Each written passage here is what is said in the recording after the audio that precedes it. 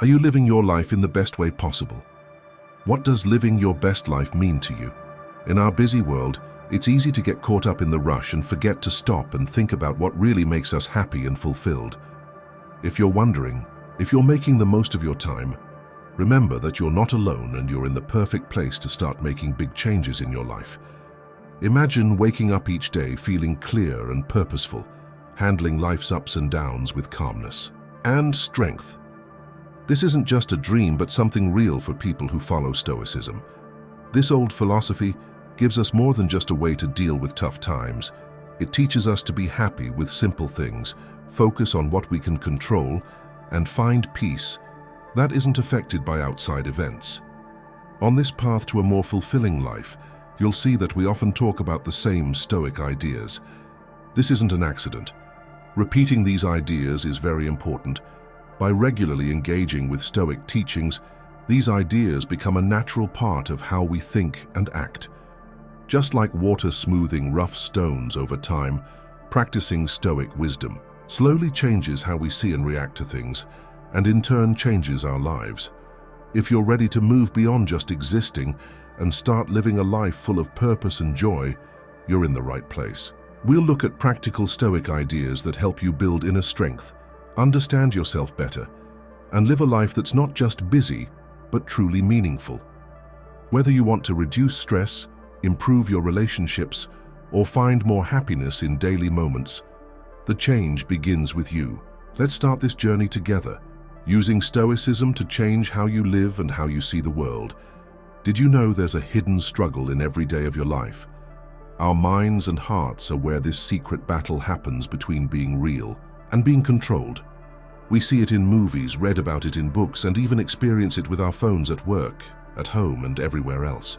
Imagine handling tough situations with the wisdom of the ancient Stoics, who knew how to protect their minds. They taught us to hold on to our inner strength and not just survive, but grow even when life is chaotic. How can we use Stoic ideas to recognize tricks and protect ourselves today, where manipulation can come from anywhere and hide in many ways? Let's find out together, so stay with me. We'll learn how to use old wisdom to guard our minds and live meaningfully, even when modern problems test our Stoic skills. Building a life of honesty, strength, and real freedom is what this journey is about, not just avoiding problems.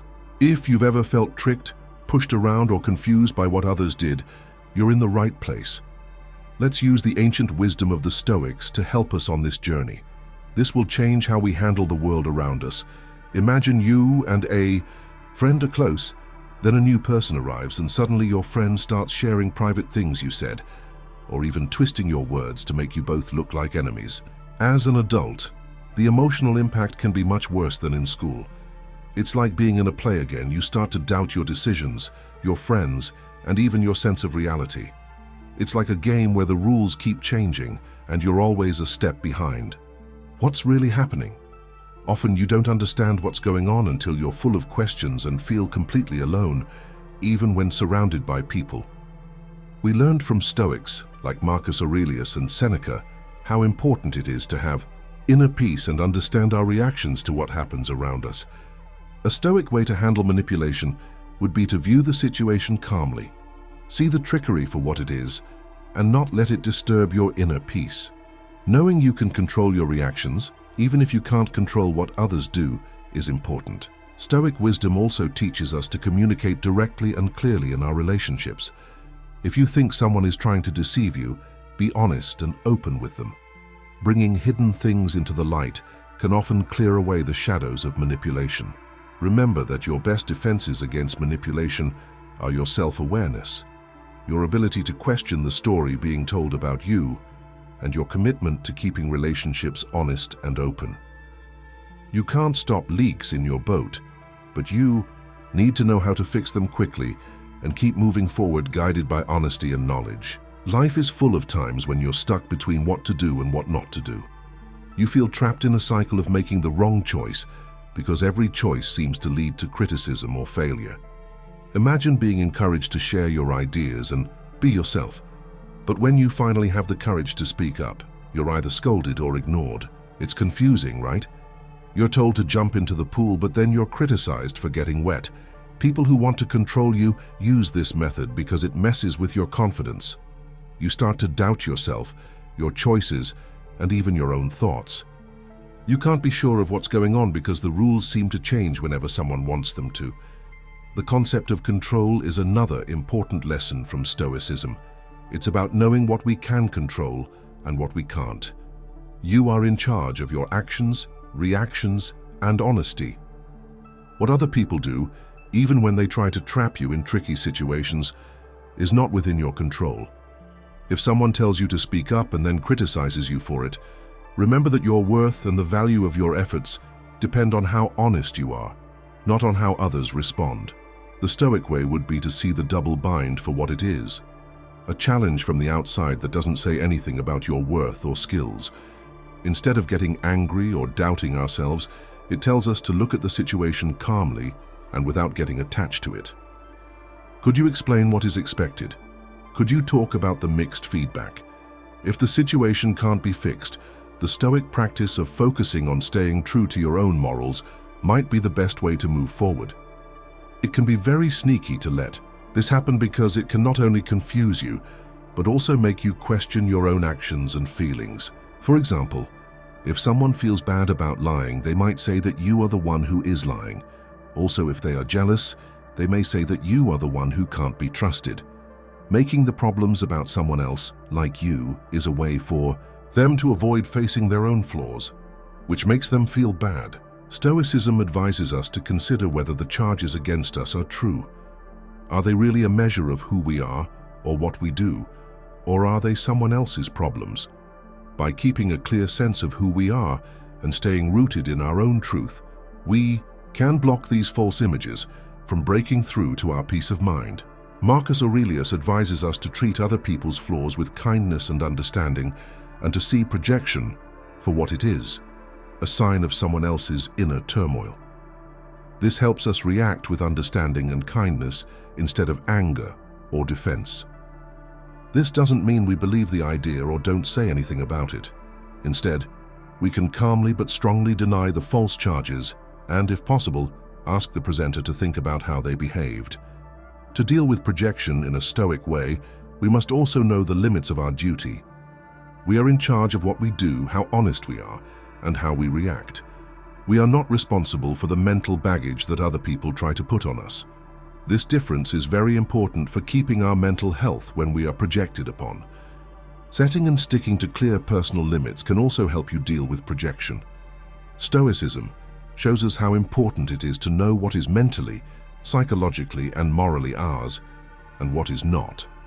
When someone puts their flaws on us, it's a clear sign that we need to set stronger limits, so to speak, to keep other people's trash out of our yard.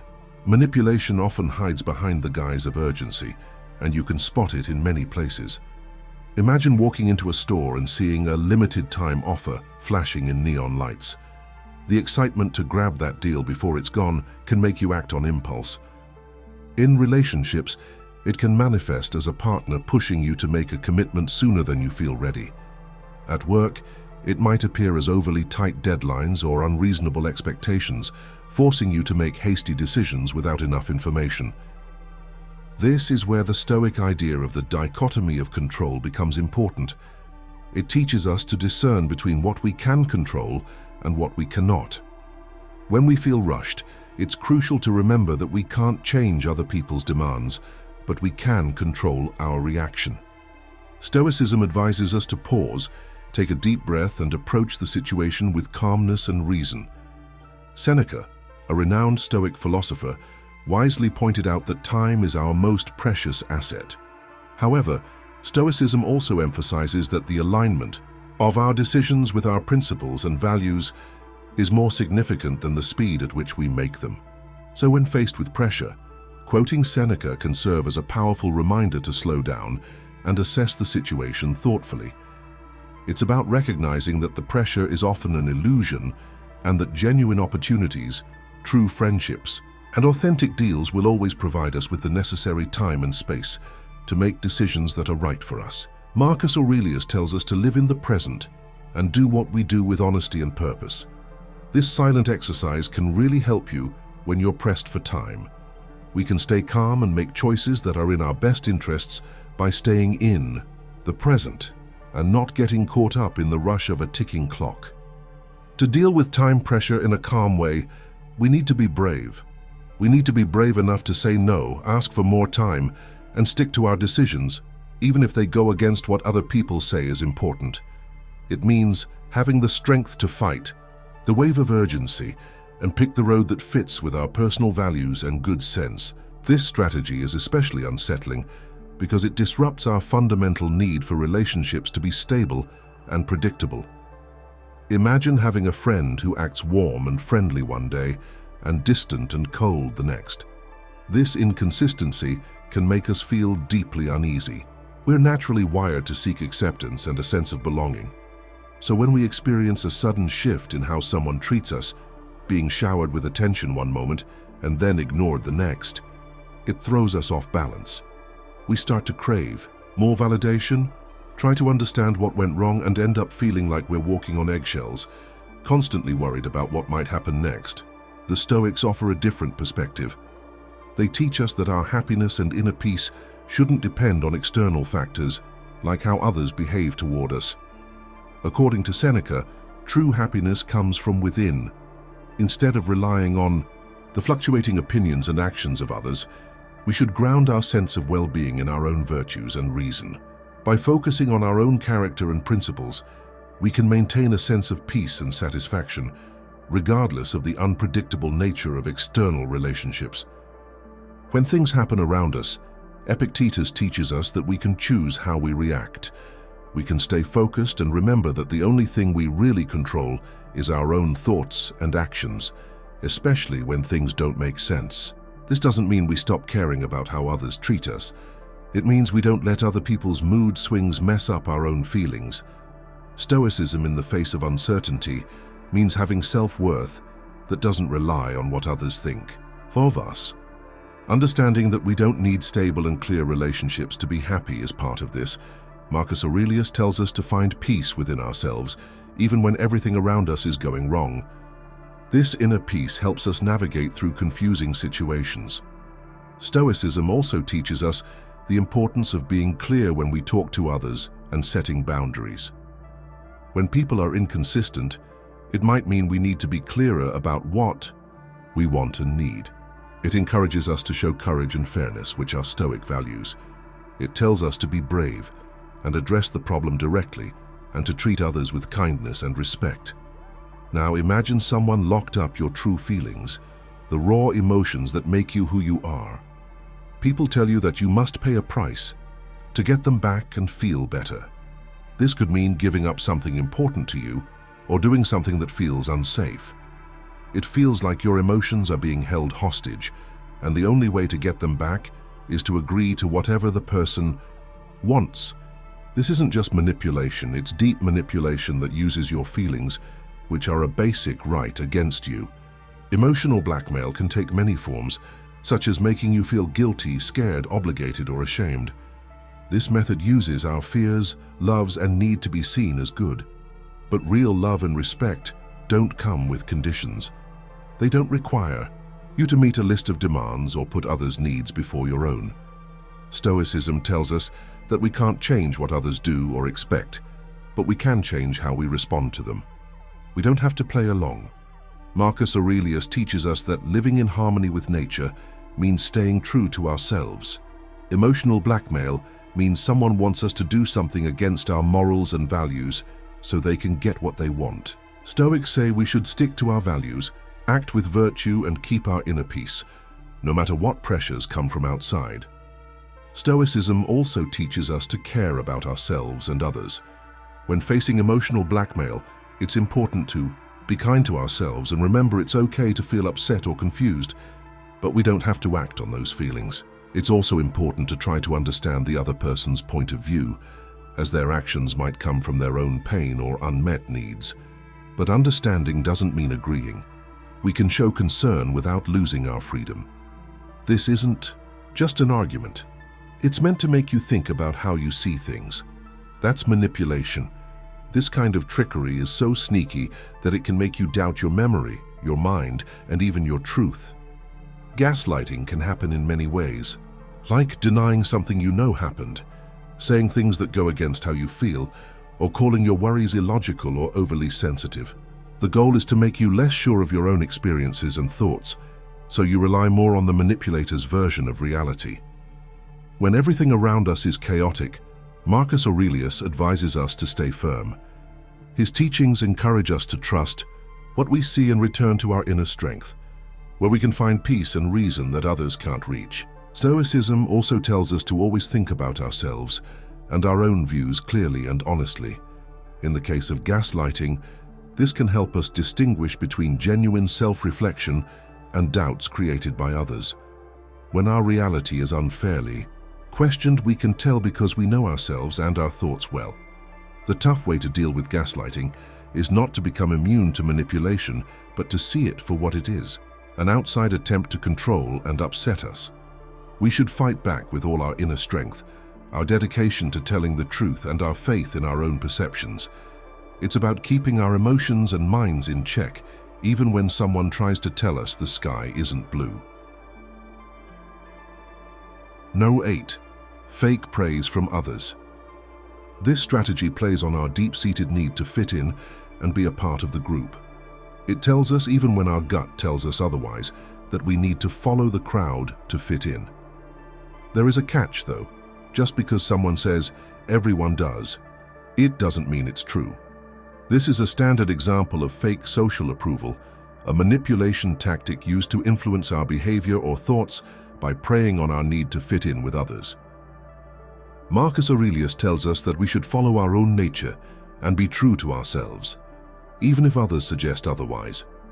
His teachings remind us to act based on our own inner values, not on changing trends. We should think about whether our actions are good if they benefit everyone, and if they reflect who we truly are. Stoicism also talks about the idea of ataraxia, which is the calm we get from living in a way that makes sense to us. This is especially important when dealing with fake social approval. We keep our inner peace by sticking to our own thoughts and decisions, without letting others' actions affect us too much. This doesn't mean we ignore society or its rules completely. It means we should evaluate the value and impact of these rules on our lives and decide which ones are worth following. The Stoic practice of premeditation, which means imagining problems that might come up and preparing for them, can help here. By thinking ahead about times when fake social approval might be used against us, we can strengthen our minds by practicing our Stoic principles and staying true to our promise to act with integrity, no matter what others say. Imagine you're excited to solve a puzzle, but then you find out that half of the pieces are missing. No matter how hard you try, you can't complete the picture or see the whole thing. This frustration feels like having important information hidden from you. It's done to make you see things differently and prevent you from seeing the complete truth, which affects your choices and views based on incomplete information. People might hide information in various situations. In personal relationships, someone might not share their true feelings or plans. At work, full details of a project or decision might be kept secret. In broader social or political debates, the public might not get all the facts. This tactic takes advantage of our desire to understand and make sense of things. When pieces of the puzzle are hidden, it can confuse us and lead to mistakes.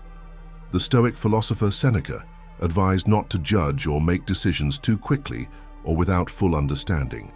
He would tell us to wait, ask questions, and gather as much information as possible before making a choice or forming an opinion.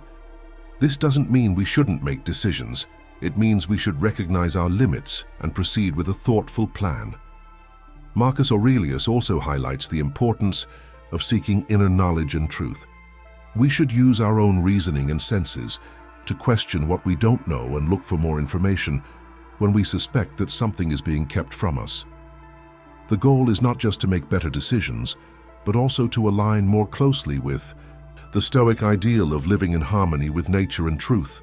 Be cautious of attachment. It's about controlling your actions by making you afraid of what might happen if you don't follow instructions. playing on our basic fear instinct.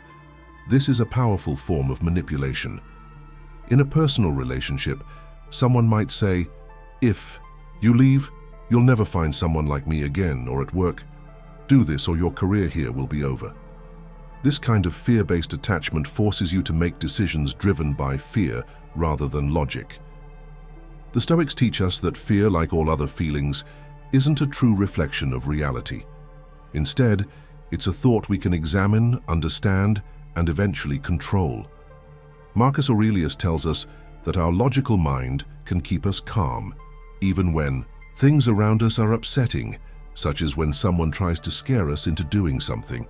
Instead of letting outside noise and threats influence us, he says we should return to our inner place of reason and virtue, where we can find the clarity and strength to stick to our choices. Seneca also says that when we face our fears directly, we often find that they aren't as big or scary as we thought. By confronting the worst outcomes, we often find that they have less power over us. This allows us to make decisions based on our true values and what's best for us, rather than acting out of fear. When someone tries to manipulate you, they often use a trick to shift the blame from themselves to you, making you the bad guy for their actions or mistakes. This blame game is harmful because it can make you feel stressed and guilty without reason, and can also damage your reputation and relationships. This tactic relies on confusing and misleading you, making it hard to see the truth and defend yourself when falsely accused. It's important to remember that while we might not be able to change the accusations, we can manage how we respond. The Stoic approach tells us to stay calm and rational, focus on the facts, and hold on to what we know to be true. Marcus Aurelius advises us to stay composed when faced with false accusations and to maintain our character when things go wrong. He would suggest not reacting with anger or defensiveness, but calmly making our case and letting our actions speak for who we are. We can stay calm and keep our peace of mind, even when others blame us for things that aren't our fault. Seneca advises that when dealing with problems and false accusations, our character and principles will eventually prove us right. He encourages patience and acceptance, knowing that the truth might not be clear right away. In the meantime, we should live in a way that makes those who know us not believe the lies about us, and makes those who don't know us believe in our unwavering virtue. In some situations, charm is used to lower your guard and make you more open to manipulation, rather than being a genuine act of kindness. It can be hard to handle false praise because it plays on our natural desire to be liked and approved. On the surface, it feels nice because it makes us feel appreciated, but the real goal is to get us to do or decide something that benefits someone else. It's important to distinguish between sincere praise and flattery with a hidden agenda. Stoicism teaches us to know ourselves and value our own opinions and principles rather than focusing on what others think of us. It helps us consider why someone is complimenting us and stay balanced, whether we're being praised or criticized. Marcus Aurelius advises us to ignore others' opinions, whether they are good or bad, and instead focus on living by reason and virtue. When we receive praise, the best way to handle it is to enjoy it, but not let it change our plans or cloud our judgment. It means understanding that our worth comes from what we do and who we are, not from what others say about us. Epictetus emphasizes the importance of distinguishing between what is truly good, like acting in line with virtue, and what just seems good, like empty praise. He would suggest evaluating the comments we receive. Do they align with our virtues and actions, or are they trying to get us to do something that's not in our best interest? This is a tricky strategy because it appeals to our strong instinct to help others. Saying no can feel like abandoning someone in need, even if you feel that their situation might not be as urgent as it seems. Stoicism teaches us to be wise and see things as they really are. It encourages us to question the situation, examine the story being told, and determine if our help is truly needed or if we're being used. Marcus Aurelius advises us to approach everything we do with kindness, fairness, and intelligence. He would urge us to be mindful of how much concern we show and ensure that our genuine desire to help isn't being used to fulfill someone else's hidden agenda. Stoicism encourages us to strengthen our minds rather than harden our hearts, allowing us to see when our values might be misused. This means being aware when our willingness to assist is being manipulated. Seneca, who understood the complexities of relationships, offers a crucial insight. Helping someone doesn't always mean giving them exactly what they ask for, but rather providing what they truly need. Sometimes, instead of giving in to requests that reinforce a person's victim mentality, it's more considerate to support their growth and resilience. This approach fosters self-sufficiency rather than dependency. The Stoic practice of reflective thinking plays a key role here. By carefully considering our interactions and the motives behind them, we can better discern when someone is exploiting our empathy. This reflection helps us establish healthy boundaries and offer support that genuinely benefits the other person without falling into manipulative traps. By thinking through our connections, we can navigate our relationships with wisdom and integrity, ensuring that our help is truly helpful. People often call this behavior giving the cold shoulder. Imagine you're chatting with someone and suddenly they stop talking. They ignore your words, your presence, and as if you weren't even there. It's not just an awkward pause, it's a deliberate tactic designed to make you feel invisible. This silence is thick with unspoken messages meant to make you question your value and your place in the conversation. This kind of intentional silence can be deeply unsettling because it goes against one of our fundamental needs: to connect and be recognized. When someone gives you the cold shoulder, they're not just avoiding conversation. They're denying you the approval and acknowledgement that make us feel seen and valued. It's like being left alone in a crowded room where everyone else is engaged and you're left in a corner feeling overlooked and insignificant. However, it is important to remember that silence can say more about the person using it than it does about you or your worth. How does being silent help us deal with this cold silence? It shows us that our worth and peace of mind don't come from approval from other people, but from living by our own rules and ideals. As Marcus Aurelius says, we should look inward and find peace and confidence in our own decisions and actions instead of letting other people's approval or disapproval affect us. The Stoic principle tells us to think about our own honesty and worth, even if no one else acknowledges us. This is especially important when we are faced with deliberate silence. According to Seneca, being patient and enduring hardships is a virtue that is especially useful when managing the land of conscious silence. He shows us that keeping our honor, living a good life, and letting our deeds speak for themselves are sometimes the best things we can do. By doing this, we show that our self-esteem is not dependent on other people's willingness to talk to us. Stoicism also tells us to be kind to everyone, even those who use silence as a tool. This doesn't mean we put up with bad behavior or think less of ourselves. It just means we know that it's usually because the other person is having trouble or can't speak well. From this place of knowing, we can choose to show sensitivity and try to close the gap without giving up our own dignity. In the middle of life's problems and chaos, the wisdom of Stoicism becomes stronger. It offers a freeing idea for personal growth. Sometimes it might be necessary to distance ourselves from certain people, including close family and friends. For those seeking true self-discovery and inner peace, this isn't about being alone. We'll look at 11 signs that it might be time to let go. First, if you feel like you are being controlled or misled, it's crucial to consider the Stoic view on freedom, which Epictetus, a well-known Stoic philosopher, highlighted. He offers valuable advice. No one is free who is not master of himself. This quote captures the core of freedom and self-control, which are key for personal happiness and growth. In any relationship, you lose freedom when there are signs of manipulation and control. A big loss of personal freedom happens when someone always tries to influence or direct what you do, think, and decide. Stoic ideas focus on self-mastery and individual freedom, so being controlled contradicts these ideas. It's important to recognize signs of a manipulative or controlling relationship. These signs may include constant criticism, feeling bad about yourself, being separated from family and friends, or being pressured into making decisions without considering your own feelings. These actions not only harm self-esteem, but also trap you in a cycle of emotional and mental dependence. The first step to freedom is realizing you are in a situation that limits your freedom.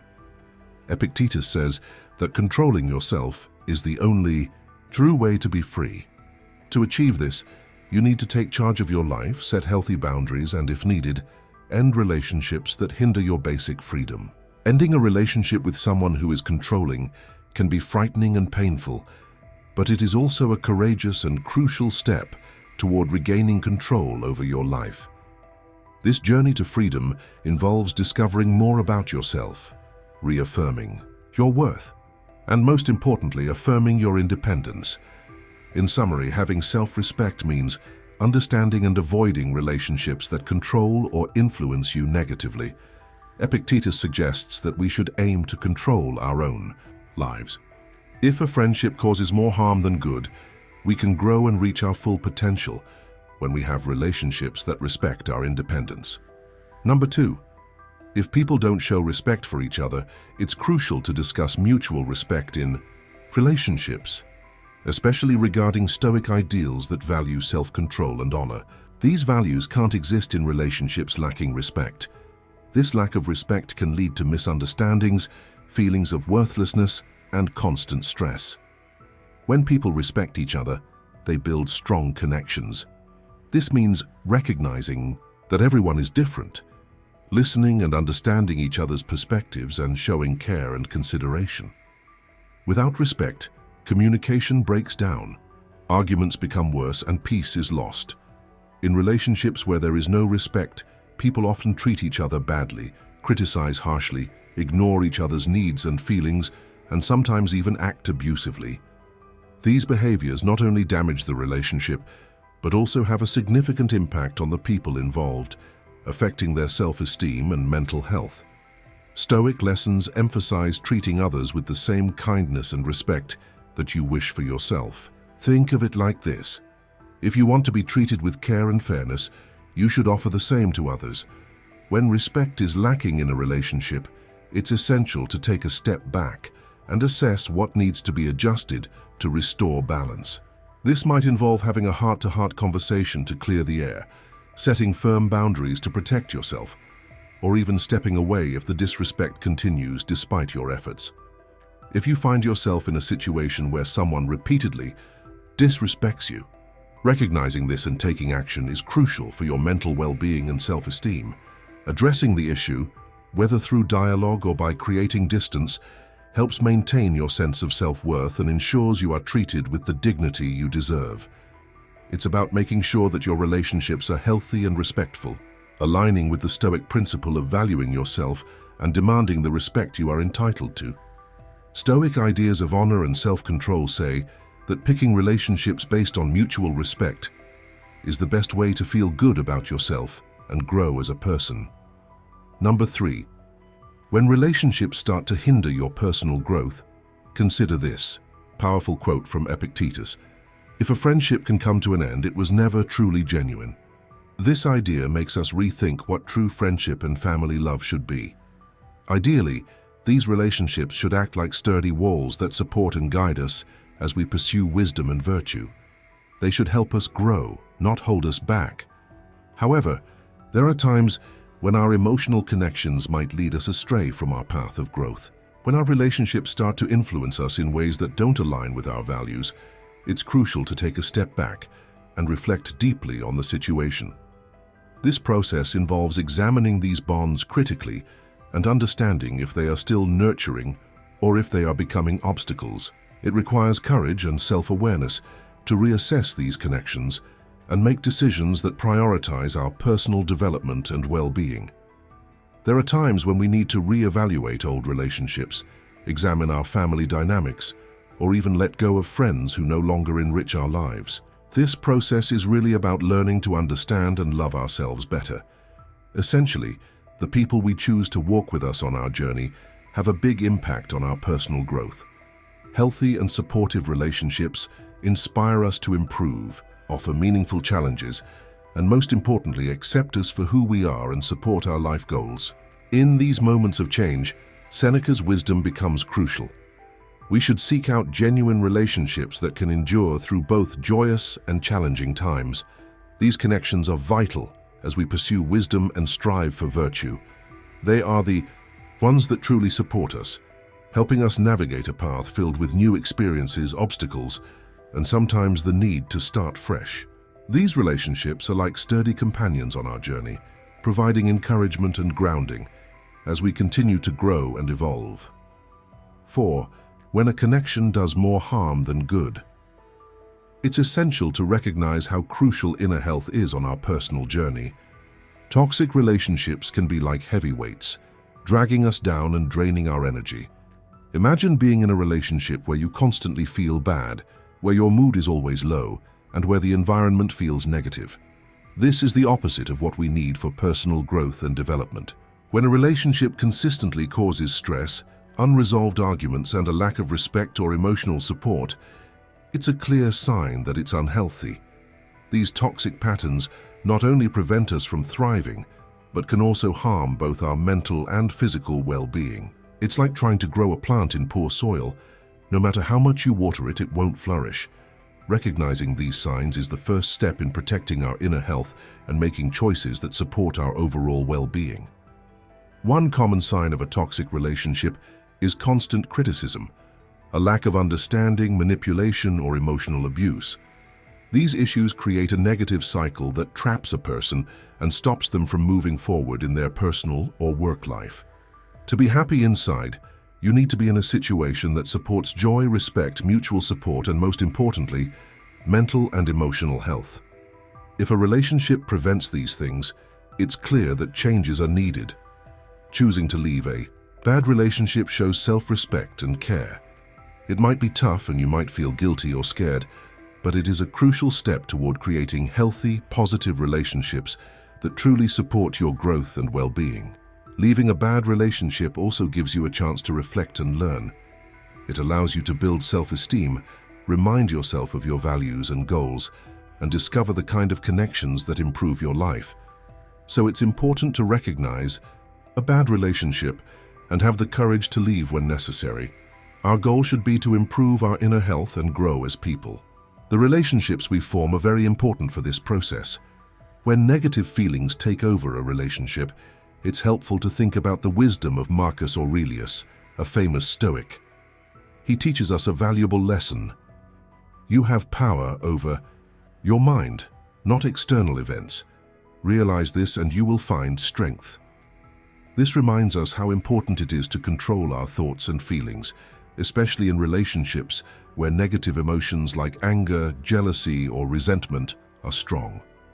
When these negative feelings keep recurring and dominate our relationships, they can pull us away from our inner strength. They trap us in a cycle of automatic reactions to events that we can't always control. Anger, jealousy, and spite are normal human feelings, but they can prevent us from being calm and in control.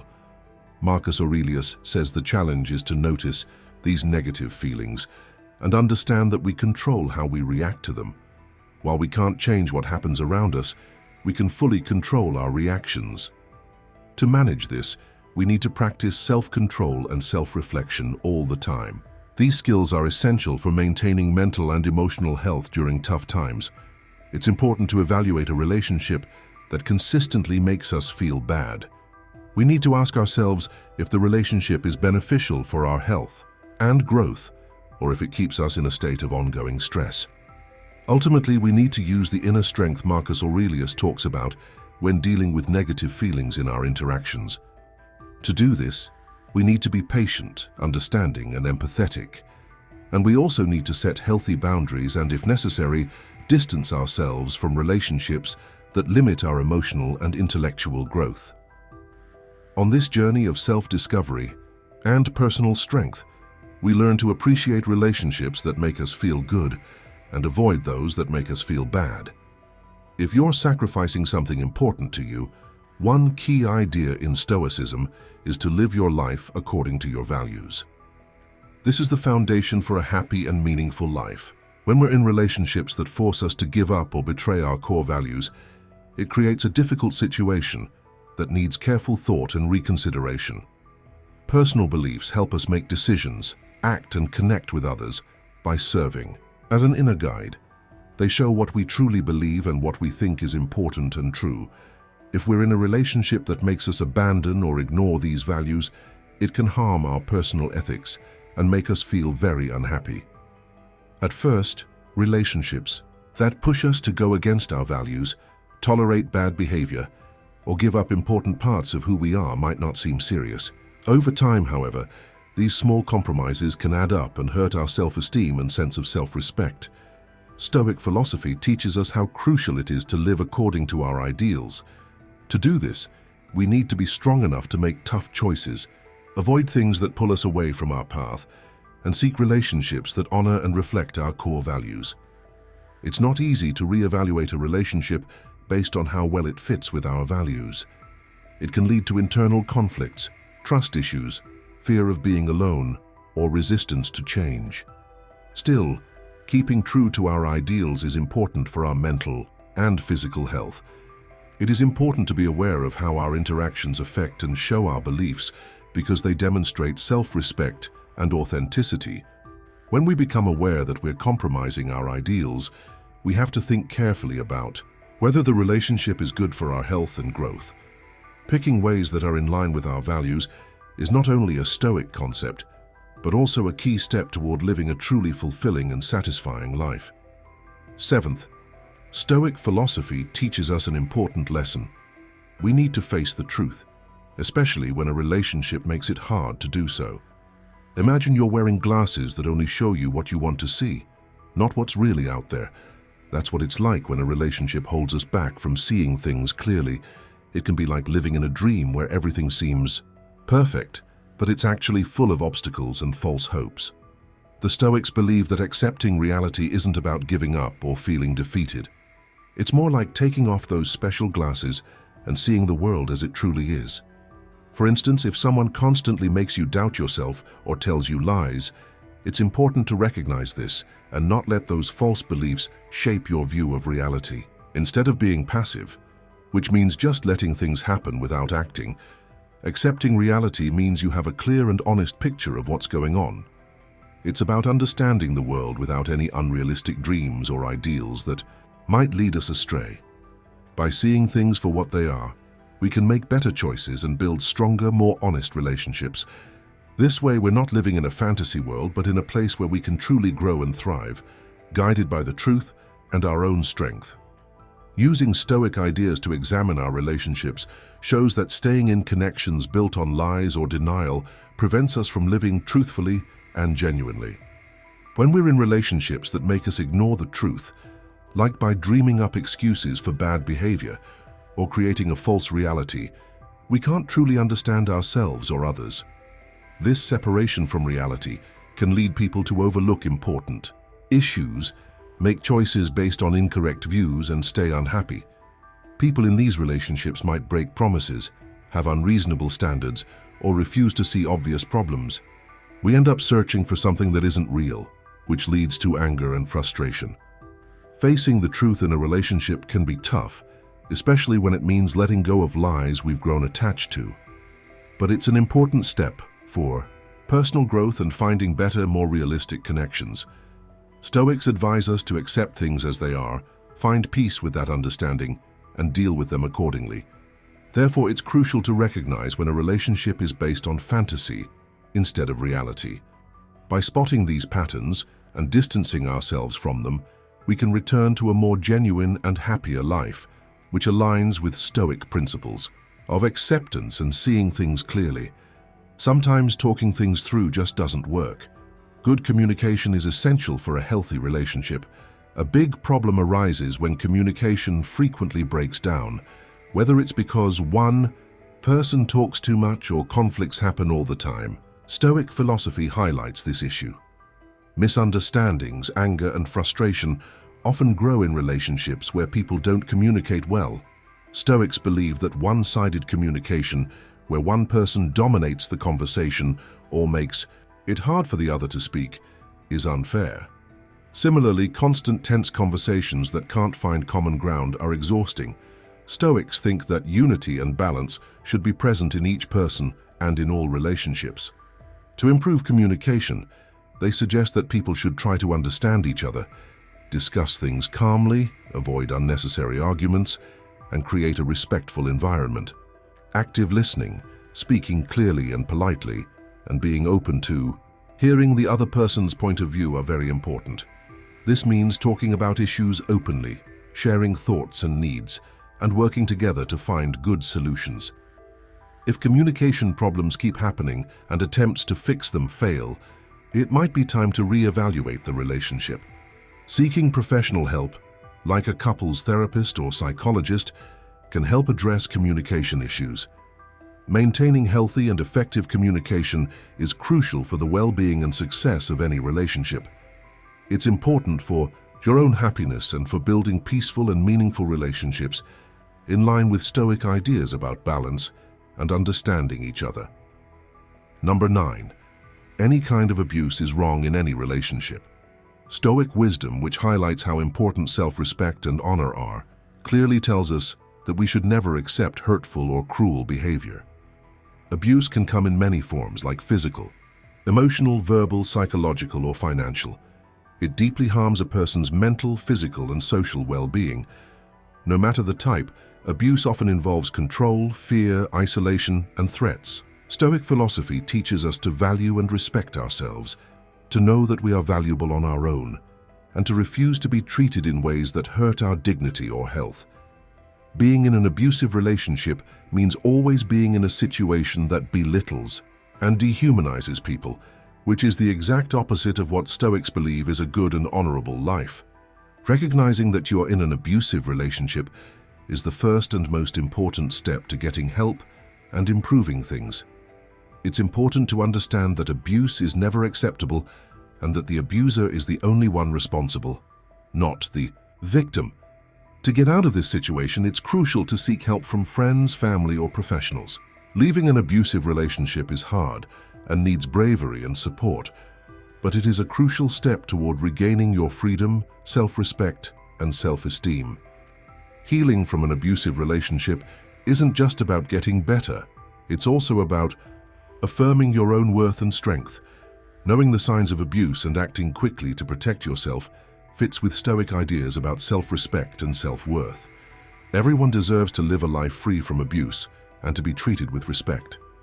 Achieving peace and inner calmness is a key goal in Stoic thought, and if the relationship makes you feel less peaceful, it's time to end it. When relationships keep disrupting our inner peace, it's time to closely examine them and, if needed, reconsider or end them. The Stoic principle of finding calm doesn't match relationships that cause constant tension, worry, stress, or uncertainty. Stoic thought encourages us to maintain our inner calm, even when things are tough outside. A relationship that causes ongoing stress prevents us from achieving this peace, leaving us in a state of mental pain. This not only harms our mental health, but also makes it harder to enjoy life and focus on what matters. In this situation, it's very important to think about how the relationship affects our well-being. This means looking at how the relationship makes us feel, spotting patterns of ongoing negativity, and evaluating if our efforts to improve the relationship have failed. Stoic thought encourages us to make choices that are good for our health and inner peace, even if they are difficult, especially when we have strong feelings about the other person. This might mean ending relationships that make us feel less calm. It's important to understand that seeking peace is not a selfish act, but a necessary step for survival and living in line with our higher values. Because of this, when we're in situations that keep making us feel uneasy, we should have the strength to make tough decisions, always aiming for inner peace and balance. Ending a relationship is not a failure, but a brave step toward authenticity and personal wisdom. As Epictetus wisely said, the first and greatest victory is to conquer oneself. This difficult journey gives us a chance to grow and reminds us of our most important ideals and beliefs. In relationships, it's crucial that both people share equally, like a seesaw that needs balance to work properly. When one person always gives while the other always takes, it creates a lopsided situation. Imagine one side of a seesaw being stuck up in the air while the other is on the ground. It can't move smoothly and eventually becomes frustrating for everyone involved. This imbalance leads to feelings of unfairness, frustration, and even exhaustion. In a healthy relationship, both people should be able to give and receive support in a fair way. This fair exchange doesn't mean that everything has to be perfectly even all the time, like exact payments in a transaction. Instead, it's about having a general sense that both people are helping each other out and supporting one another. If one person is always the giver and the other is always the taker, the giver might start to feel like they are being taken advantage of. This can lead to feelings of anger and being unappreciated, much like carrying a heavy bag alone while the other person just watches. This imbalance can show up in many ways. For example, one person might always be the one helping with chores or making decisions, while the other does little to help out or share responsibilities. Over time, this can make the relationship feel more like a burden than a partnership. It's important to spot these signs early. Talking openly about each other's needs and adjusting responsibilities can help fix the imbalance. Sometimes it might even be necessary to think about whether the relationship is still worth continuing if the issues can't be resolved. Self-respect and self-esteem are also at stake in these situations. If you find yourself always giving without receiving anything in return, you might start to feel undervalued. Finding a balance where both people are giving and receiving fairly is not just about fairness, it's vital for your own happiness and well-being. Balanced relationships help both people grow, support each other, and find joy in their connection. Striving for this kind of balance is key to maintaining healthy, fulfilling relationships that benefit both people involved. Always remember that every choice we make, especially ones that keep us away from things that will hurt us, takes courage and a lot of self-respect. It's true that most people feel really lonely at least once in their lives. Even though the world is more linked than ever, many of us are still looking for a real connection, a way to stop the quiet plague of loneliness that's taking over our lives. It's an interesting and deeply human contradiction that makes you think, doesn't it? Feeling so alone in a crowd? How do we find our way through these waters when old plans don't seem to match the world we live in now? What if I told you that the answers we're looking for might be found in the lessons of Stoicism, which come from ancient wisdom? Many wise people in history followed this old philosophy. It's not just a way to handle problems, but also a way to live a full, connected, and happy life even today. If you've ever felt lonely or are curious about finding more peace and connection, you're in the right place. We're going to explore calm ways to handle loneliness and live a satisfying life. Let's see how these old lessons can be surprisingly useful and helpful in our modern lives. Believe me, the journey is worth it. When you hear the word movement, what do you think of? Running in the morning, doing yoga, or going to the gym? Those are all great, but let's think about it more deeply. The ancient Stoics, who valued wisdom and resilience, saw movement as something very meaningful. They weren't just talking about getting fit, they were talking about connecting with everything around us.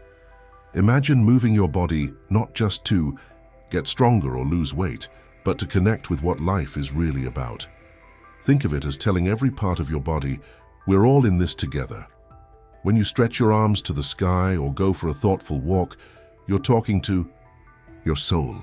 You're saying, I value you, I hear you, and I'm here for you. This is more than just physical care. It's also about mental and spiritual well-being. And yes, it's very important. The great thing is, you don't need fancy equipment or a gym membership to move like the Stoics did. Adding movement to your daily life in a way that feels good and natural is what matters. It could mean taking the stairs instead of the elevator, dancing to your favorite song in the living room, or just moving around during your break at work. Movement should be a celebration of what your body can do, not a punishment for what you ate for dinner. Why is this so important, especially when dealing with loneliness? Well, moving around makes your brain light up with endorphins, the chemicals that make you feel good. Moving helps you stay present, connect with the world around you, and tap into your inner strength. It shows that you are alive, strong, and smarter than you think. The Stoics understood how people work and valued being kind to oneself and recognizing your own worth. They knew how crucial it is to be kind and supportive to yourself. For them, the most important relationship is the one you have with yourself. So what does it mean to be your own cheerleader? Think about how you'd treat your best friend. Do they know you're there for them, supporting them, listening to them, celebrating their wins, and being there when they're down? Do you treat yourself with the same care, kindness, and understanding? If not, it's time to change how you see yourself. Being your own fan means praising your own efforts, allowing yourself to make mistakes and celebrating your victories, no matter how small. It's about telling yourself, I'm my own best friend. This isn't just nice advice. It's a powerful way to fight loneliness and sadness. When you have a best friend in yourself, feeling alone isn't so hard. It's easy to find strength and kindness within, and this is where Stoic wisdom really helps. They didn't just talk about loving yourself. They knew it was a key part of a good life. It wasn't about ego or self-indulgence, but about recognizing your worth and using it to build a purposeful and meaningful life. It was about being kind to yourself so you could handle tough times. So how can we make this happen? Start by noticing when you're being hardest on yourself. Change that critical inner voice to one that is supportive and kind. Celebrate your victories. Learn from your mistakes and treat yourself as you would your best friend. This shift in perspective can give you a lot of power. It builds resilience, fosters a positive self-view, and, most importantly, reminds you that you're not alone on this journey. The world around us often pushes us to do more, achieve more, and be more. It's like being on a treadmill that's always speeding up, making us reach for the next thing. Having dreams and ambitions is wonderful. They give us motivation and direction. But there's a little trick. When we're always looking ahead to what's next, we might forget to enjoy what's right in front of us. This is where the wise advice of the Stoic philosopher King Marcus Aurelius shines through. He wasn't just a ruler of a great empire. He also pondered deeply about what makes life meaningful.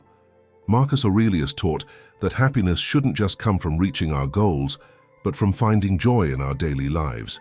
He encouraged us to appreciate the journey, the everyday efforts, the small steps, and even the little failures along the way. Imagine you're climbing a mountain and you say, I'll be happy when I reach the top. But Marcus Aurelius suggests that you can find happiness in the climb itself. Enjoy the fresh air, the view, and the feeling of each step you take. This doesn't mean you shouldn't have goals or strive for improvement. It means you should also find joy in the process of working towards those goals. By focusing on the here and now, appreciating the small victories and learning from the struggles, we make happiness a part of our everyday life. So how can we use this calm wisdom in our everyday lives? Take a moment every day to think about what you're thankful for. A good cup of coffee, a chat with a friend, or the work you've made on a job could be all it takes. You have to train your mind to see and value the good, even when things are hard. But it's not just about being thankful. It's true that most people feel really lonely, at least once in their lives. Even though we're more connected than ever with our phones, social media, and instant messaging, many of us still struggle with a deep sense of loneliness. It's like being in a bustling city full of people, but feeling like no one truly sees or understands us. This strange contradiction makes us pause and reflect. How can we feel so alone, even when we're surrounded by others? Imagine you're at a crowded party where everyone seems to be chatting and having a good time, but you feel like you're on the outside looking in. It's a peculiar and deeply human experience to feel so disconnected despite being surrounded by so many people. It's as if there's an invisible barrier that keeps us from truly connecting with others. Navigating through these feelings can be challenging, especially when the old ways of making friends or finding connection don't seem to work in our modern world. Perhaps we used to rely on face-to-face conversations, but now we're often communicating through screens. So, how do we find our way out of this loneliness?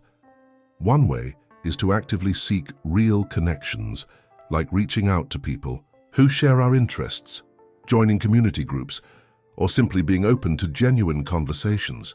It's about finding new ways to connect and understanding that, even in a world that's constantly changing, the need for real, heartfelt connections remains timeless. What if I told you that the answers we're looking for might be in Stoicism's lessons which are based on ancient wisdom? There are many great minds in history who followed this old theory. It is not only a way to deal with problems, but also a way to live a full, linked and happy life, even in today's busy world. You're welcome to stay if you've ever felt lonely, or if you're just interested in finding more peace and connection. We are going to look at the calm ways to deal with loneliness and live a full, happy life. Let's talk about how these old lessons can be surprisingly useful and deeply helpful in our modern lives. Please believe me, the trip is worthwhile. When you hear the word movement, what do you think of? Maybe it's the rhythmic pounding of your feet during a morning run, the flowing poses of a yoga session, or the clanking of weights at the gym. All of these are great, but let's dive a bit deeper into what movement really means. The ancient Stoics, who were all about wisdom and strength of character, viewed movement as something much more profound. They weren't just focused on physical fitness. They saw movement as a way to connect with life itself. Imagine not just moving your body to get stronger or shed some pounds, but to really engage with the world around you. Picture each stretch or each step as a way to communicate with every part of yourself, saying, "We're in this together." Every time you stretch your arms to the sky or take a thoughtful walk, you're not just exercising. You're having a conversation with your soul. You're saying, "I appreciate you, I understand you, and I'm here for you." This kind of movement goes beyond physical exercise. It's a form of mental and spiritual self-care. It's about recognizing and valuing yourself in every action you take. So yes, movement is important, not just for your body, but for your mind and spirit. Fares well. The great thing is that you don't need expensive tools or a gym ticket to move around like the Stoics did. Adding movement to your daily life in a way that feels good and natural is what it's all about. It could mean taking the stairs instead of the lift, dancing in the living room to your favorite song, or just moving during your break at work. Moving around should be a reward for what your body can do, not a punishment for what you ate for dinner. But why is this so important, especially when we're trying to fight loneliness? Well, moving around makes your brain glow like a Christmas tree, with endorphins, the chemicals that make you feel good. However, movement brings you closer to the present, the world around you, and your own inner strength. It's a sign that you are alive, strong, and smarter than you think. The Stoics understood a lot about how people work, so they stressed the importance of being kind to ourselves and recognizing our own value. They knew something we often forget. It's crucial to be kind and helpful to ourselves. For them, the most important relationship is the one we have with ourselves. So what does it mean to be your own cheerleader? Think about how you would treat your best friend. Do they know you support them, listen to them, celebrate their successes, and stand by them when they're down? Do you give yourself the same care and kindness? If not, it's time to change how you see yourself. Being your own fan means praising your own efforts, allowing yourself to make mistakes, and celebrating your achievements no matter how small. It's about telling yourself, "I'm my own best friend." This isn't just nice advice, it's a powerful way to fight loneliness and sadness. Feeling alone isn't a problem when you have a best friend. Finding strength and kindness inside yourself is where Stoic wisdom really helps. The Stoics didn't just talk about loving yourself. They knew it was an important part of a good life. They didn't see being your own cheerleader as selfish. They saw it as knowing your worth and using that to build a meaningful life. It was about being kind to yourself so you could handle tough times better. So what can we do to make this happen? Start by noticing when you're being hardest on yourself. Change that critical inner voice to one that is supportive and kind. Celebrate your successes. Learn from your mistakes and be kind to yourself like you would to your best friend. This shift in perspective can give you a lot of strength. It builds resilience, improves how you see yourself, and most importantly, reminds you that you're not alone on this journey. The world often pushes us to do, be, and achieve more. It's great to have hopes and dreams. They help us keep going. But sometimes we forget to enjoy what we have right now while we're looking forward to what's next. The Stoic philosopher Marcus Aurelius offers timeless advice here. Not only Did he rule a kingdom?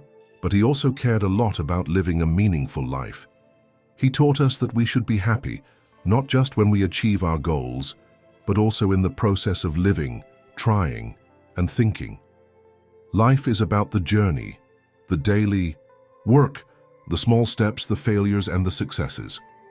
Think about it. It's easy to say, I'll be happy when I reach my goal, but Marcus Aurelius suggested, find joy in the journey itself. This means being present, enjoying the struggles and growth, and seeing the beauty in the process. It doesn't mean you shouldn't set goals or challenge yourself. It means you should make happiness and gratitude a part of your everyday life. So, how can we use this wisdom in our daily lives? Take a moment each day to think about what you're thankful for. A good cup of coffee, a chat with a friend, or the work you've done on a project could be enough. Train your mind to notice and appreciate the good things, even when times are tough. But it's not just about being thankful. It's also about changing what success means. Instead of only focusing on the result, think about the effort you put, in what you learned and how you grew with each step. Celebrate the small victories, learn from your setbacks, and remember that each day is a chance to live by your values. Strive for greatness and enjoy the moment. Have you ever been so caught up in your daily life that you forget there's a whole world outside? Everyone does sometimes. Our problems, desires, and struggles can take up so much of our attention that we miss everything else. But here's an interesting idea. What if you could step back and see your life from a different perspective? This isn't a new idea. Stoics have used this method for centuries. It's called the view from above. Great thinkers like Marcus Aurelius and Seneca were Stoics. They believed this practice could help us see our lives more clearly. For a moment, picture yourself in space, looking down at Earth with all of its ups and downs. Your life is just a small part of a huge linked world. Things that seemed so big and overwhelming before start to look smaller and easier to handle. But why does this change in point of view matter so much? As a reminder of the bigger picture, it helps us look past our current problems and see that life is made up of many different events, people, and times. It's not that our problems aren't important or worth our time. It's that we need to understand our place in the big picture, which can be both freeing and humbling. How can we use this quiet wisdom in our everyday lives today? It's not as hard as you might think. Begin by pausing every day for a few seconds to remind yourself of how vast life is. To do this, you can meditate, stand on a rock, look at the stars, or even look at maps or globes. You want to step back and see your life from a bigger perspective. This habit can really help us handle problems better. Whenever you feel stuck or stressed, remember to look at the bigger picture. There are billions of people on Earth, each with their own stories, issues, and joys. Think about how vast the universe is, with all its stars and galaxies. Remember, our lives, though important, are just a small part of something much larger. Working with others can be very powerful. Whether it's hiking with friends, doing a group project, or just dealing with life's ups and downs together, you feel that sense of, we're in this together. The Stoics valued community and helping each other. They understood that life isn't just about our own successes and failures. It's also about our relationships and shifting from an individual I to a collective we. This shift brings comfort and strength. Sharing our problems and working together to overcome them benefits everyone, not just ourselves. Understanding that everyone has their own struggles and is willing to help you with yours is crucial. The goal is to recognize that pain is part of being human, and that facing it together makes us stronger, rather than minimizing your own experiences. So how can we use this quiet wisdom in daily life? It starts with being open and letting down your guard. Asking for help and offering it helps build a community where everyone feels valued. You can listen to a friend who needs support, join a support group, or share your own story. These small acts of kindness can make a big difference for you and those around you. It's not just about mental support, it's also about working together. Stoics believe that people should help each other and collaborate to reach shared goals, whether it's a small project or a larger change. Our combined efforts can make a real difference. When we face struggles together, it's not about enjoying our problems, but finding comfort in knowing we all experience hard times and drawing strength from our shared resilience. We are asked to support each other and turn our problems into collective wins. Imagine being in a storm, with the wind and rain all around you. There's clear strength in numbers. Stoicism teaches us not to face challenges alone, but to recognize we are part of something bigger, a community moving through life together. Asking for help shows human connection. It means acknowledging our imperfections and understanding that we're not alone. We are all connected and rely on each other for support, strength, and guidance. To me, this understanding feels deeply moving. It's like realizing that we're all part of a grand, interconnected tapestry. Each of us is like a unique thread, woven into this vast cosmic design, contributing our own color and texture to the bigger picture. This shared humanity is a powerful reminder that we're not alone in our struggles or successes. So how can we use this quiet wisdom in our daily lives? First, it's important to accept that it's okay to feel confused or stressed and not have all the answers. Life can be overwhelming, and it's normal to feel lost sometimes. What really matters is how we handle these emotions. Do we shut ourselves off from others, isolating ourselves in our confusion? Or do we reach out, speak honestly, and seek support?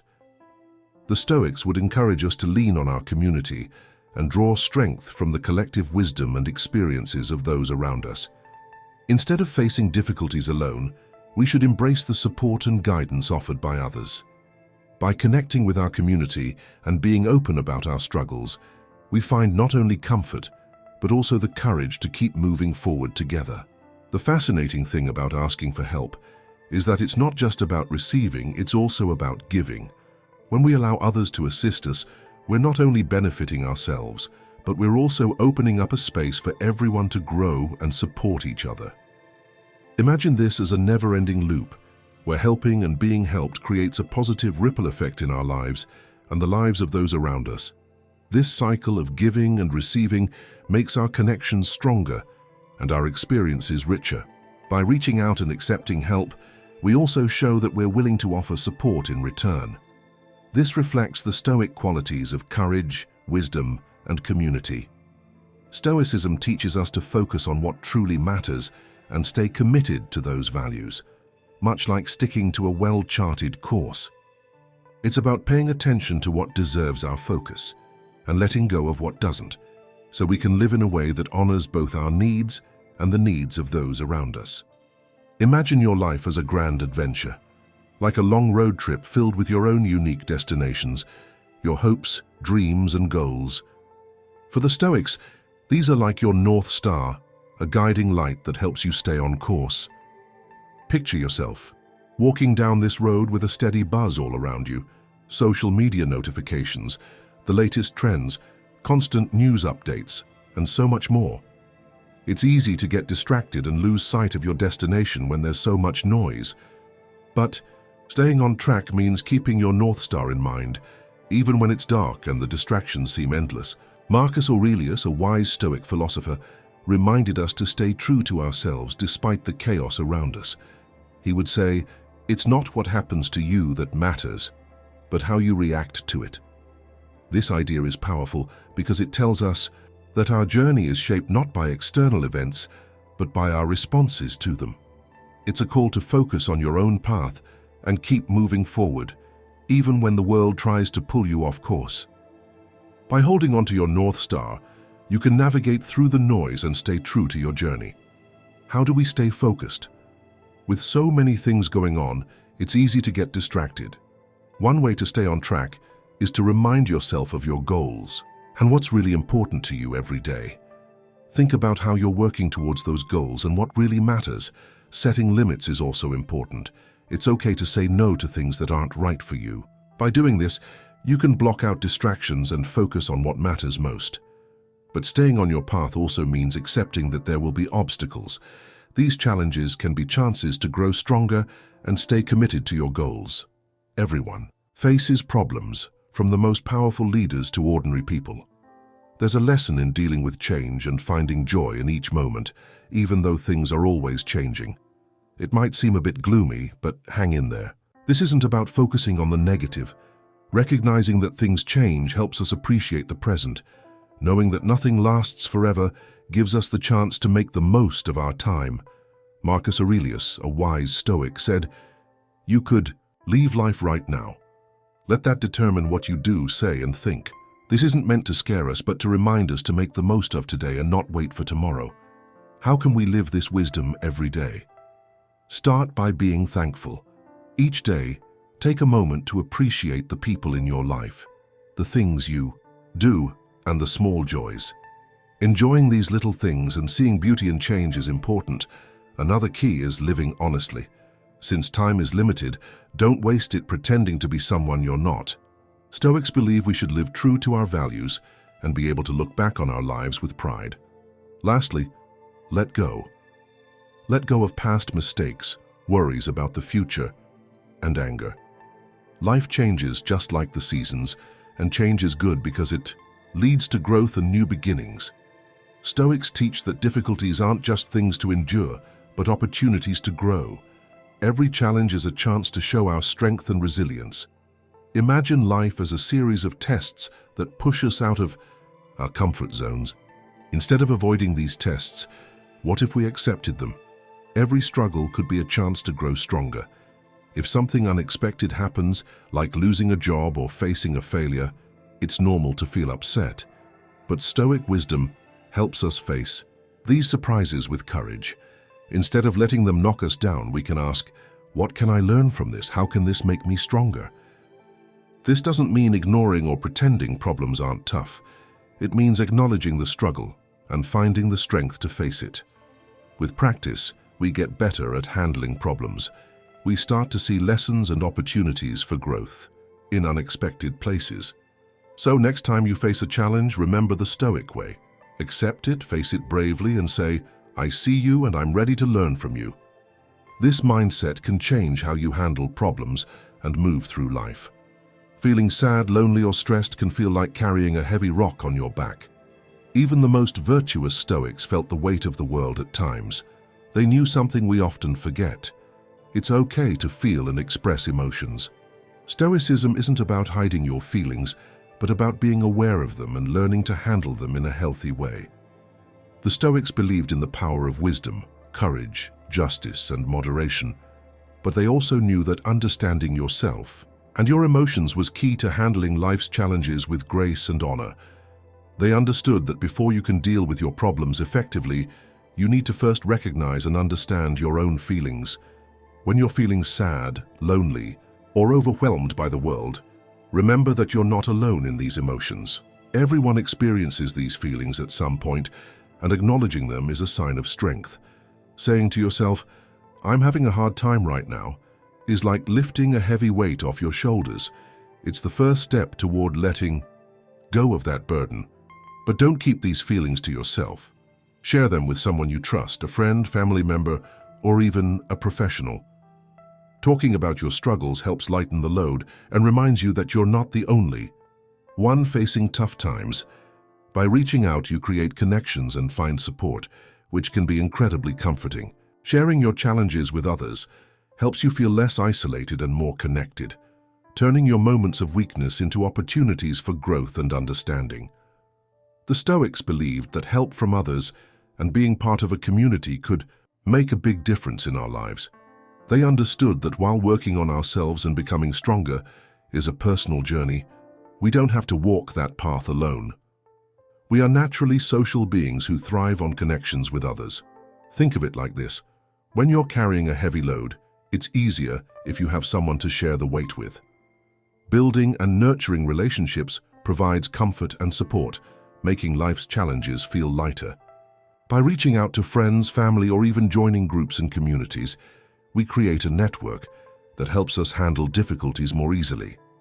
Through these connections, we not only get practical help, but also emotional support.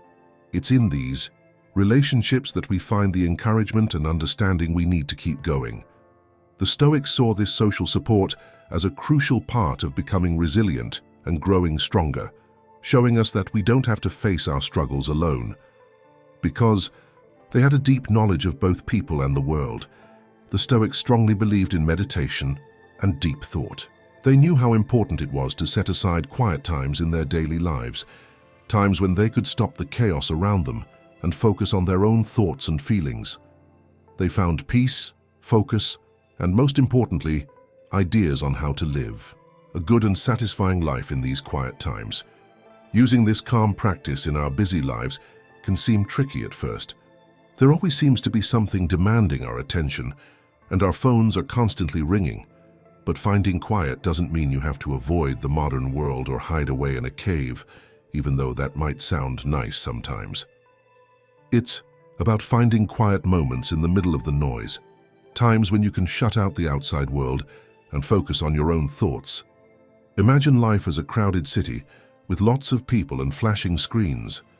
Finding stillness is like discovering a peaceful park in the city where you can close your eyes, sit on a bench, and just breathe. Even taking a short break helps you pay more attention to yourself and the world around you. The great thing is that you don't need anything special to be still. You don't have to do a long meditation session or go on a vacation in the woods. Just setting your mind on one thing for a little while can help. Putting your phone down for a bit, taking a quiet walk without headphones, or sitting still and focusing on your breath can be very helpful. The Stoics believed that when we find stillness, we discover our true selves. They thought that this quiet time helps us hear our own thoughts more clearly, understand our feelings better, and figure out what really matters to us. This focus brings peace, a break from the everyday stresses and pressures. The Stoics understood that life is full of uncertainty. Life is like a road with many twists and bumps. They believed we should face this uncertainty, not with sadness, but with a strong sense of peace. Even though we can't change what happens to us, they taught that we can change how we react. Accepting things as they are doesn't mean giving up or being passive. It means accepting that we can't always control what happens, and that's okay. We shouldn't worry about what could have been, but instead focus on accepting what is. It doesn't mean we stop trying or give up on our dreams. It means we pursue our goals calmly and clearly, knowing we've done our part and can't do anything else. Imagine how freeing it would be not to be in charge of everything in our lives. By accepting that some things are out of our control, we can avoid being overwhelmed by fear and anxiety. Accepting life as it is helps us handle it with grace and ease, which is not only admirable, but also very practical. The Stoic twist is that when we accept things as they are, we're not just giving up and letting fate take its course. We're also lining up with the flow of life. In this way, we recognize that life goes through stages of growth and decay, success and failure, just like the seasons. In this acceptance, you can find deep peace and a strong base to stand on as life changes all the time. Take a deep breath. And remember the quiet wisdom the next time you find yourself caught up in a storm of whiffs. Focus on what you can control, do your best, and then let the rest happen as it will. That's not because you can't change the world, but because accepting things as they are is the best way to live in balance with it. And that's it. A journey through the lasting wisdom of Stoicism that fits our modern lives. Remember that the problems we face don't decide how we move forward. How we handle them does. Keep these lessons in mind as you go through your day, week, and life. Let them be like a lighthouse guiding you through the dark, showing you that you have a source of strength and peace inside you that's ready to be used. By seeing things the Stoic way, you will start to understand and solve tough problems. Today, we're going to explore the timeless wisdom of Marcus Aurelius, who was both Emperor of Rome and a famous Stoic philosopher. We will learn how to handle life's problems and build inner strength through his meditations, his deep thoughts and reflections. Marcus Aurelius, who faced tough times in his personal and political life, will show us how to live well in a world that's always changing. His writings act like a mirror, reflecting his deep wisdom and thoughts, inspiring us to develop inner confidence and self-control. He believed that by focusing on what we can control, our thoughts, feelings, and actions, we can handle anything, stay balanced, and find inner peace.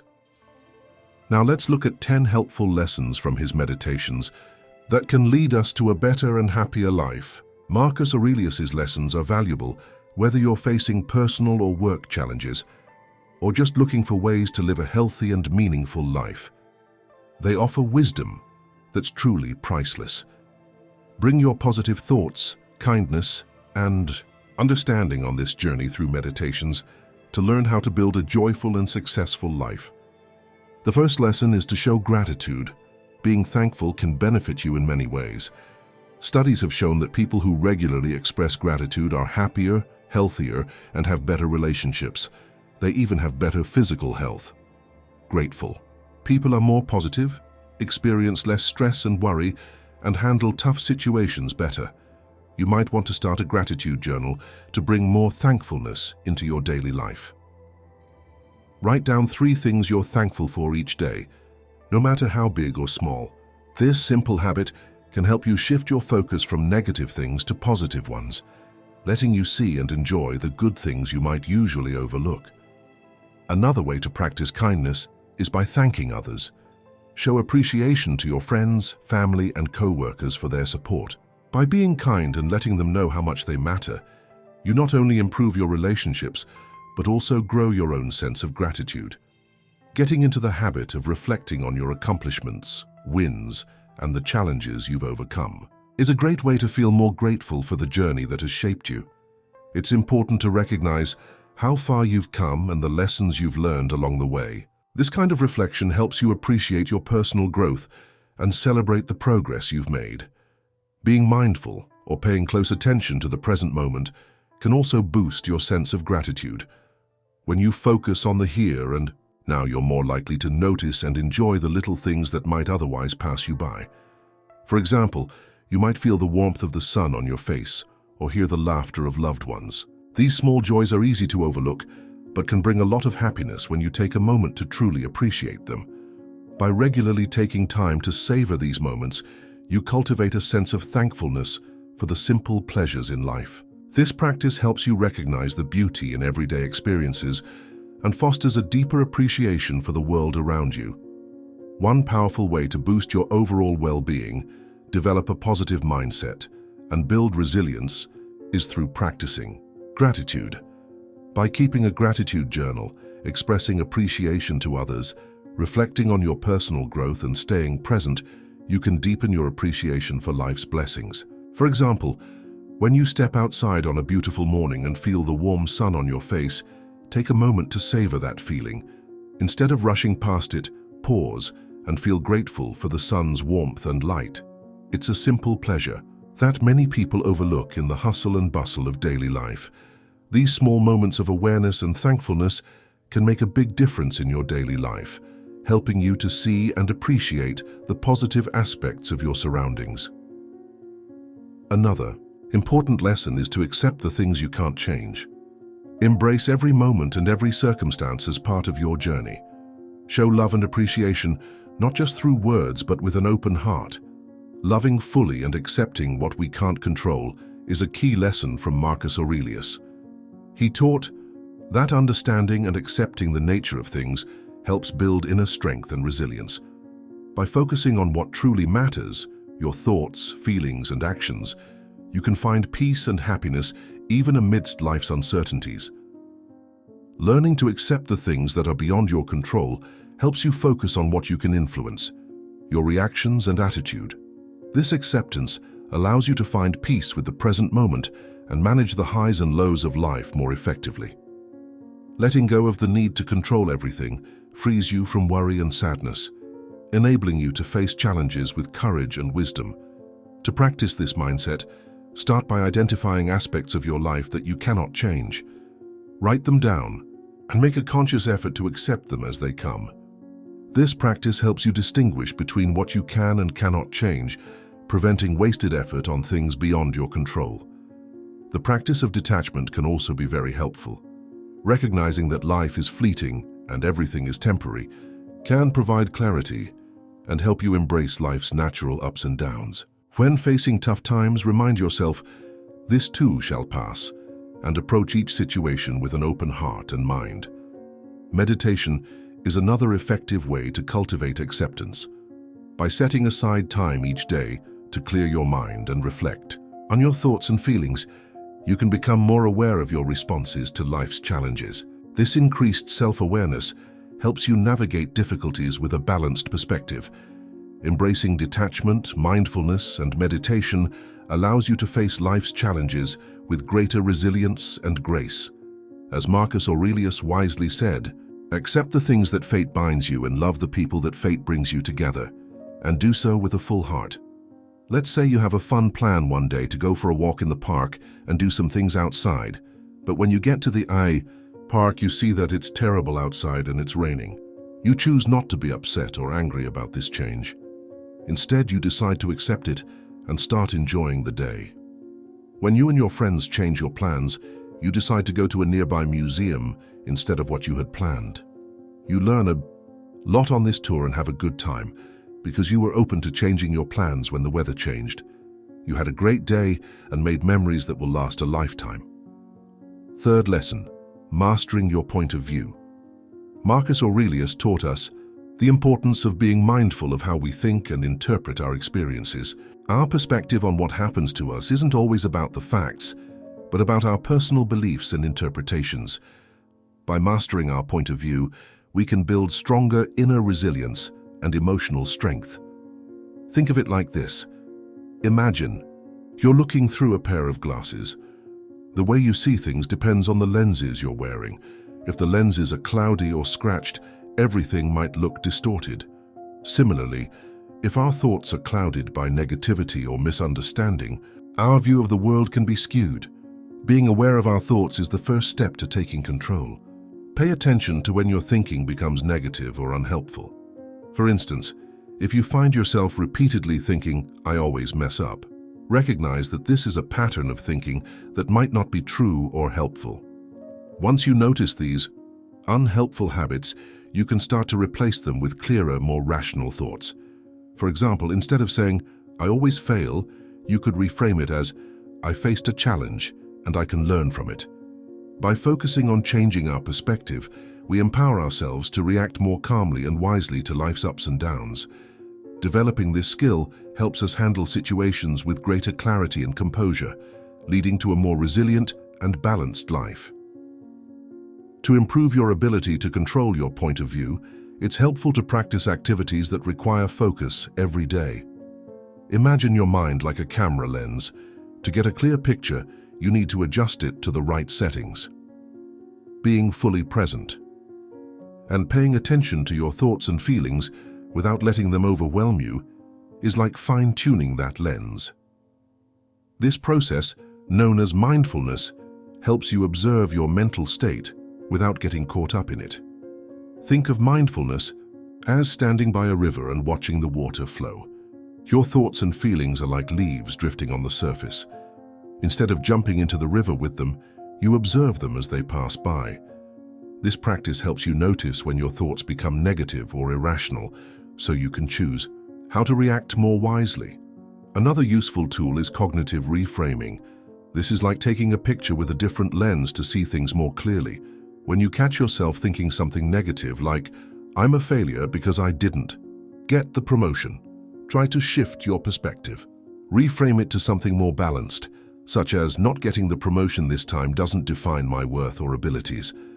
By regularly questioning and adjusting your thoughts, you build a more realistic and positive view of yourself and your experiences. "I can learn from this experience and move up in my career." Finally, being around positive people can help you get better at controlling your thoughts. You should look for friends, teachers, or role models who have the attitudes and beliefs you want to develop. Having activities and conversations that make you feel good might help you cheer up and become even more cheerful and helpful. We can change our mental mindset to have a more balanced and positive view by practicing self-awareness, mindfulness, cognitive reframing, and being around positive influences. Mastering our point of view is an important first step toward building inner strength and resilience. This change has helped us handle tough times and deal with life's problems with more confidence and calm. Remember that Marcus Aurelius, who was very wise, said that our thoughts can be flexible and adjusted to meet our needs. Cognitive reframing can help us turn a negative thought into a more positive one. For example, instead of thinking, I didn't get the promotion, so I must be a failure, you can think. I can learn from this experience and improve my skills. Maybe this job wasn't right for me, and there could be better chances ahead. And if you're enjoying the content, consider becoming a member of the channel. In addition to helping the channel, you also have exclusive content. Click on the link in the description and become a member right now. Returning to the content. Imagine you went to a job interview but didn't get the job. You might feel down and think, I failed because I didn't get this job. By using cognitive reframing, you can change that negative thought into a more hopeful one, which will help you stay confident and positive as you look for new opportunities. Lesson 4. Get better at being detached. No matter what others think or do, keep your inner strength strong. Marcus Aurelius emphasized the importance of separating ourselves from outside events and situations. He believed we should focus on our own inner growth and beliefs. This not only brings us peace, but also helps us become stronger when life gets tough. We can build inner strength and resilience instead of seeking approval or happiness from others. Detachment has many benefits. It helps us stay calm and stable even during difficult times, and keeps us from being too attached to results, things, or other people's opinions, which can cause stress and sadness. To practice detachment in your daily life, start by paying attention to how you think and feel about what happens around you. Observe how you react, and try to watch your feelings and thoughts without getting too attached to them. This self-awareness can help you notice when you're focusing too much on external events and help you shift your attention inward. To practice separation, remind yourself that life is temporary. Understand that things, people, and situations can change, and trying to find lasting happiness in these things is pointless. Instead, focus on your personal growth, principles, and inner beliefs to find true happiness and satisfaction within yourself. Knowing what's most important to you can also help you become less attached to others. When you understand your own values, it's easier to let go of things that don't match them. Spend some time reflecting on your core beliefs and use them as a source of strength when making decisions. Also, do spiritual or reflective activities every day. Practices like prayer, meditation, or journaling can be very helpful. Meditation can calm and focus you, helping you connect with your inner self and find peace. Journaling allows you to express yourself and explore your thoughts and feelings. Prayer, whether it's a religious practice or personal, can provide comfort, guidance, and help you stay connected to your higher goals. These daily practices create a space for inner peace and self-discovery. Having a strong inner spirit can guide you through the challenges of the outside world. Being detached from outside events and situations helps build inner peace and strength. By taking a broad view, accepting that things change, knowing your values, and doing spiritual practices, you can handle life's problems with grace and ease. The fifth lesson from Stoic philosophy is to stick to what makes sense. Happiness isn't just a feeling you get from doing spiritual exercises, it's also deeply connected to how we think and reason. Marcus Aurelius, the wise Roman emperor, believed that our happiness and peace of mind come from using our reason to guide our thoughts and actions. By letting reason lead, we make better choices and handle problems more effectively. Imagine your mind as a well-tuned compass. When you use logic and clear thinking, you're navigating your life with precision. Marcus Aurelius taught that being able to control your emotions, deal with challenges clearly, and stay open-minded can bring you happiness. When you approach problems with a calm and thoughtful mindset, you're more likely to find sensible solutions and make decisions that truly benefit you. On the other hand, letting emotions like fear or anger drive your choices can cloud your judgment and lead to poor decisions. To sharpen your logical thinking, practice critical thinking skills. This means questioning your beliefs and examining the evidence behind them. When faced with a tough decision, take a step back and evaluate your thoughts. Ask yourself if you have enough proof to support your ideas and consider other possible solutions you might have overlooked.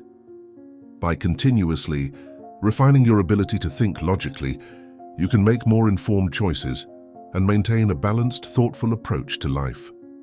Another way to sharpen your logical thinking is through regular self-reflection. Think of it like looking into a mirror, but instead of seeing your face, you're seeing your thoughts, beliefs, and actions. By regularly examining these, you can uncover what drives you, spot any biases you might have, and understand your thinking habits better. This awareness is like a guiding light, helping you see when your emotions or incorrect assumptions might be steering you off course. It allows you to adjust your thoughts to be more clear and reasonable, leading to better decision-making and inner strength. Marcus Aurelius taught us that happiness is not something hidden away, but comes from how we think and what we believe.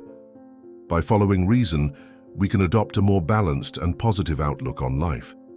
This means approaching problems with clarity and confidence rather than letting impulsive emotions dictate our choices. The lessons from Marcus Aurelius's meditations guide us toward a happier and more fulfilling life by encouraging resilience and inner strength.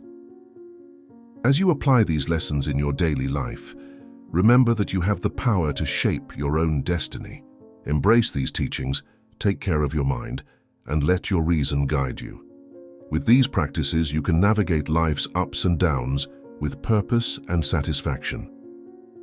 Thank you for joining this journey of self-discovery and growth. Embrace the power within you to transform your life into one of meaning and fulfillment. Managing your emotions is very important because strong emotions can get in the way of thinking clearly. Mindfulness, meditation, and deep breathing exercises can help you better handle your feelings and clear your mind so you can think clearly and logically. Lastly, you might want to look for internships to improve your problem-solving skills. Do things that make you think, like arguing, playing strategy games, and working on puzzles. You could also engage in intelligent activities, have interesting conversations with friends who share your hobbies, or read things that will make you think. This will not only make you more aware, but it will also help you grow as a person and understand the world around you better. Use these enlightening situations to keep growing smarter and seeing things from different points of view. It's possible that these experiences will make you smarter and better able to think clearly and reason your way through problems. A key skill for getting through tough times and building resilience is critical thought. By thinking about ourselves, controlling our feelings, and getting better at handling problems, we may be able to think more logically, which will make it easier for us to get through life's challenges. The sixth lesson focuses on the power of humility and understanding. Imagine before pointing out someone else's mistake, you pause and ask yourself, what's a recent mistake I made that's similar to this one? This simple question helps us see our own flaws and reminds us that we're all on this journey of learning and growing together. Humility and understanding are like the building blocks of strong relationships and inner strength. They help us connect with others on a deeper level, and they push us to look at ourselves honestly. Marcus Aurelius encouraged us to think about our own imperfections and to try to understand others before we judge them. He believed that recognizing our own mistakes helps us be more compassionate and open-minded. Being humble means acknowledging that we're not perfect and that everyone has something valuable to teach us. It's about listening more than speaking, paying attention to others' perspectives, and being willing to admit when we're wrong. This attitude not only improves our relationships, but also helps us grow personally. When we're open to feedback and willing to own up to our mistakes, we become better at handling challenges and adapting to new situations. In your daily life, practice humility by being a good listener and showing appreciation for others' viewpoints. If you make a mistake, own up to it with grace and use it as a chance to learn and improve. This openness and willingness to learn will help you become more resilient and strengthen your ability to navigate life's ups and downs. But there is a catch. If you've been trying for a long time to get out of conformity and ignorance, and you can't do it in any way, maybe it's for other reasons that you don't know what's causing this. But I know what it is. It's anxiety. Anxiety comes like a silent snake and poisons you without you feeling it. This leaves you infected for days, months, and even years. And if you have that, it would be like living sick. However, there is an antidote from the Stoics, which together with modern psychology can free you from all this, just as it freed me. I made a video showing how you can get rid of this poison in your life. It's in the first comment. Click on the link in the first comment and cure yourself of this poison of anxiety. Empathy is about trying to understand how someone else feels, what they think, and what they've been through. When you have empathy, you can connect with others on a deeper level. This helps you handle tough situations and build better relationships, which makes you stronger. When someone is having a hard time, give them your full attention and try to understand their point of view without judging them. This helps you understand them better. Asking questions that allow them to talk more about their feelings and experiences can also make them feel more comfortable. You can learn empathy by helping others, especially those who are struggling. This helps you understand their feelings and experiences better, which can make you more caring and empathetic. Being kind and humble are important for building inner strength and resilience. Practicing active listening, reflecting on yourself, and doing kind things can help you become more compassionate and humble. The seventh lesson is to take care of your inner peace. Marcus Aurelius talked a lot about how our thoughts affect our mental balance and calm. Taking care of your inner peace is important for staying balanced and building resilience, which helps you handle problems better and stay calm when things go wrong. Inner peace helps in many ways. When we feel at peace with ourselves, we handle life's challenges and unknowns better. This mental balance can also protect our mental health and reduce the risk of mental problems. It helps us manage worry and anxiety better. Inner peace also helps us think clearly and not be overwhelmed by strong emotions, which gives us better ideas and solutions. You can promote inner calm by doing things you enjoy that make you feel relaxed, like spending time outside, doing hobbies, or connecting with loved ones. Take care of yourself and do things that are good for your mind, like activities that restore your energy and bring peace. It's important to learn how to handle stress and negative feelings. Techniques like deep breathing, yoga, or taking walks can help you feel less stressed and get your mind back on track. Lastly, try to make thankfulness a regular habit. Focusing on the good things in life and being thankful can lead to a more positive attitude and inner peace. For example, if you get stuck in traffic on your way to work, instead of getting upset, tell yourself that you can choose how to react. You can see it as a chance to think and reflect. Take some deep breaths and use the time to meditate, listen to interesting podcasts, or appreciate that you have a job to go to. This mindset can help you turn problems into chances to grow. The eighth lesson is that Marcus Aurelius taught us that problems are not just obstacles but opportunities to grow. He said, "What stands in the way of action becomes the way." This means that obstacles are chances to grow and improve ourselves. By changing how we think about problems, we can build resilience and mental strength. Problems help us learn new skills, gain useful lessons, and understand ourselves and our potential better. Overcoming challenges can also boost our confidence, showing us that we can handle tough situations and come out stronger. Start by having a growth mindset. This helps you see problems as opportunities to learn and improve. A growth mindset means believing that we can get better by working hard and being dedicated. When facing a problem, think about what you can learn from it and how it can help you become better. Another way to see problems as chances to grow is by changing negative thoughts into positive ones. When you face a tough situation, try to identify the negative thoughts and change them to positive, encouraging ones. For example, if you think, "I don't have enough skills for this job," change it to, "This is a challenging task, but it's a chance for me to learn and grow."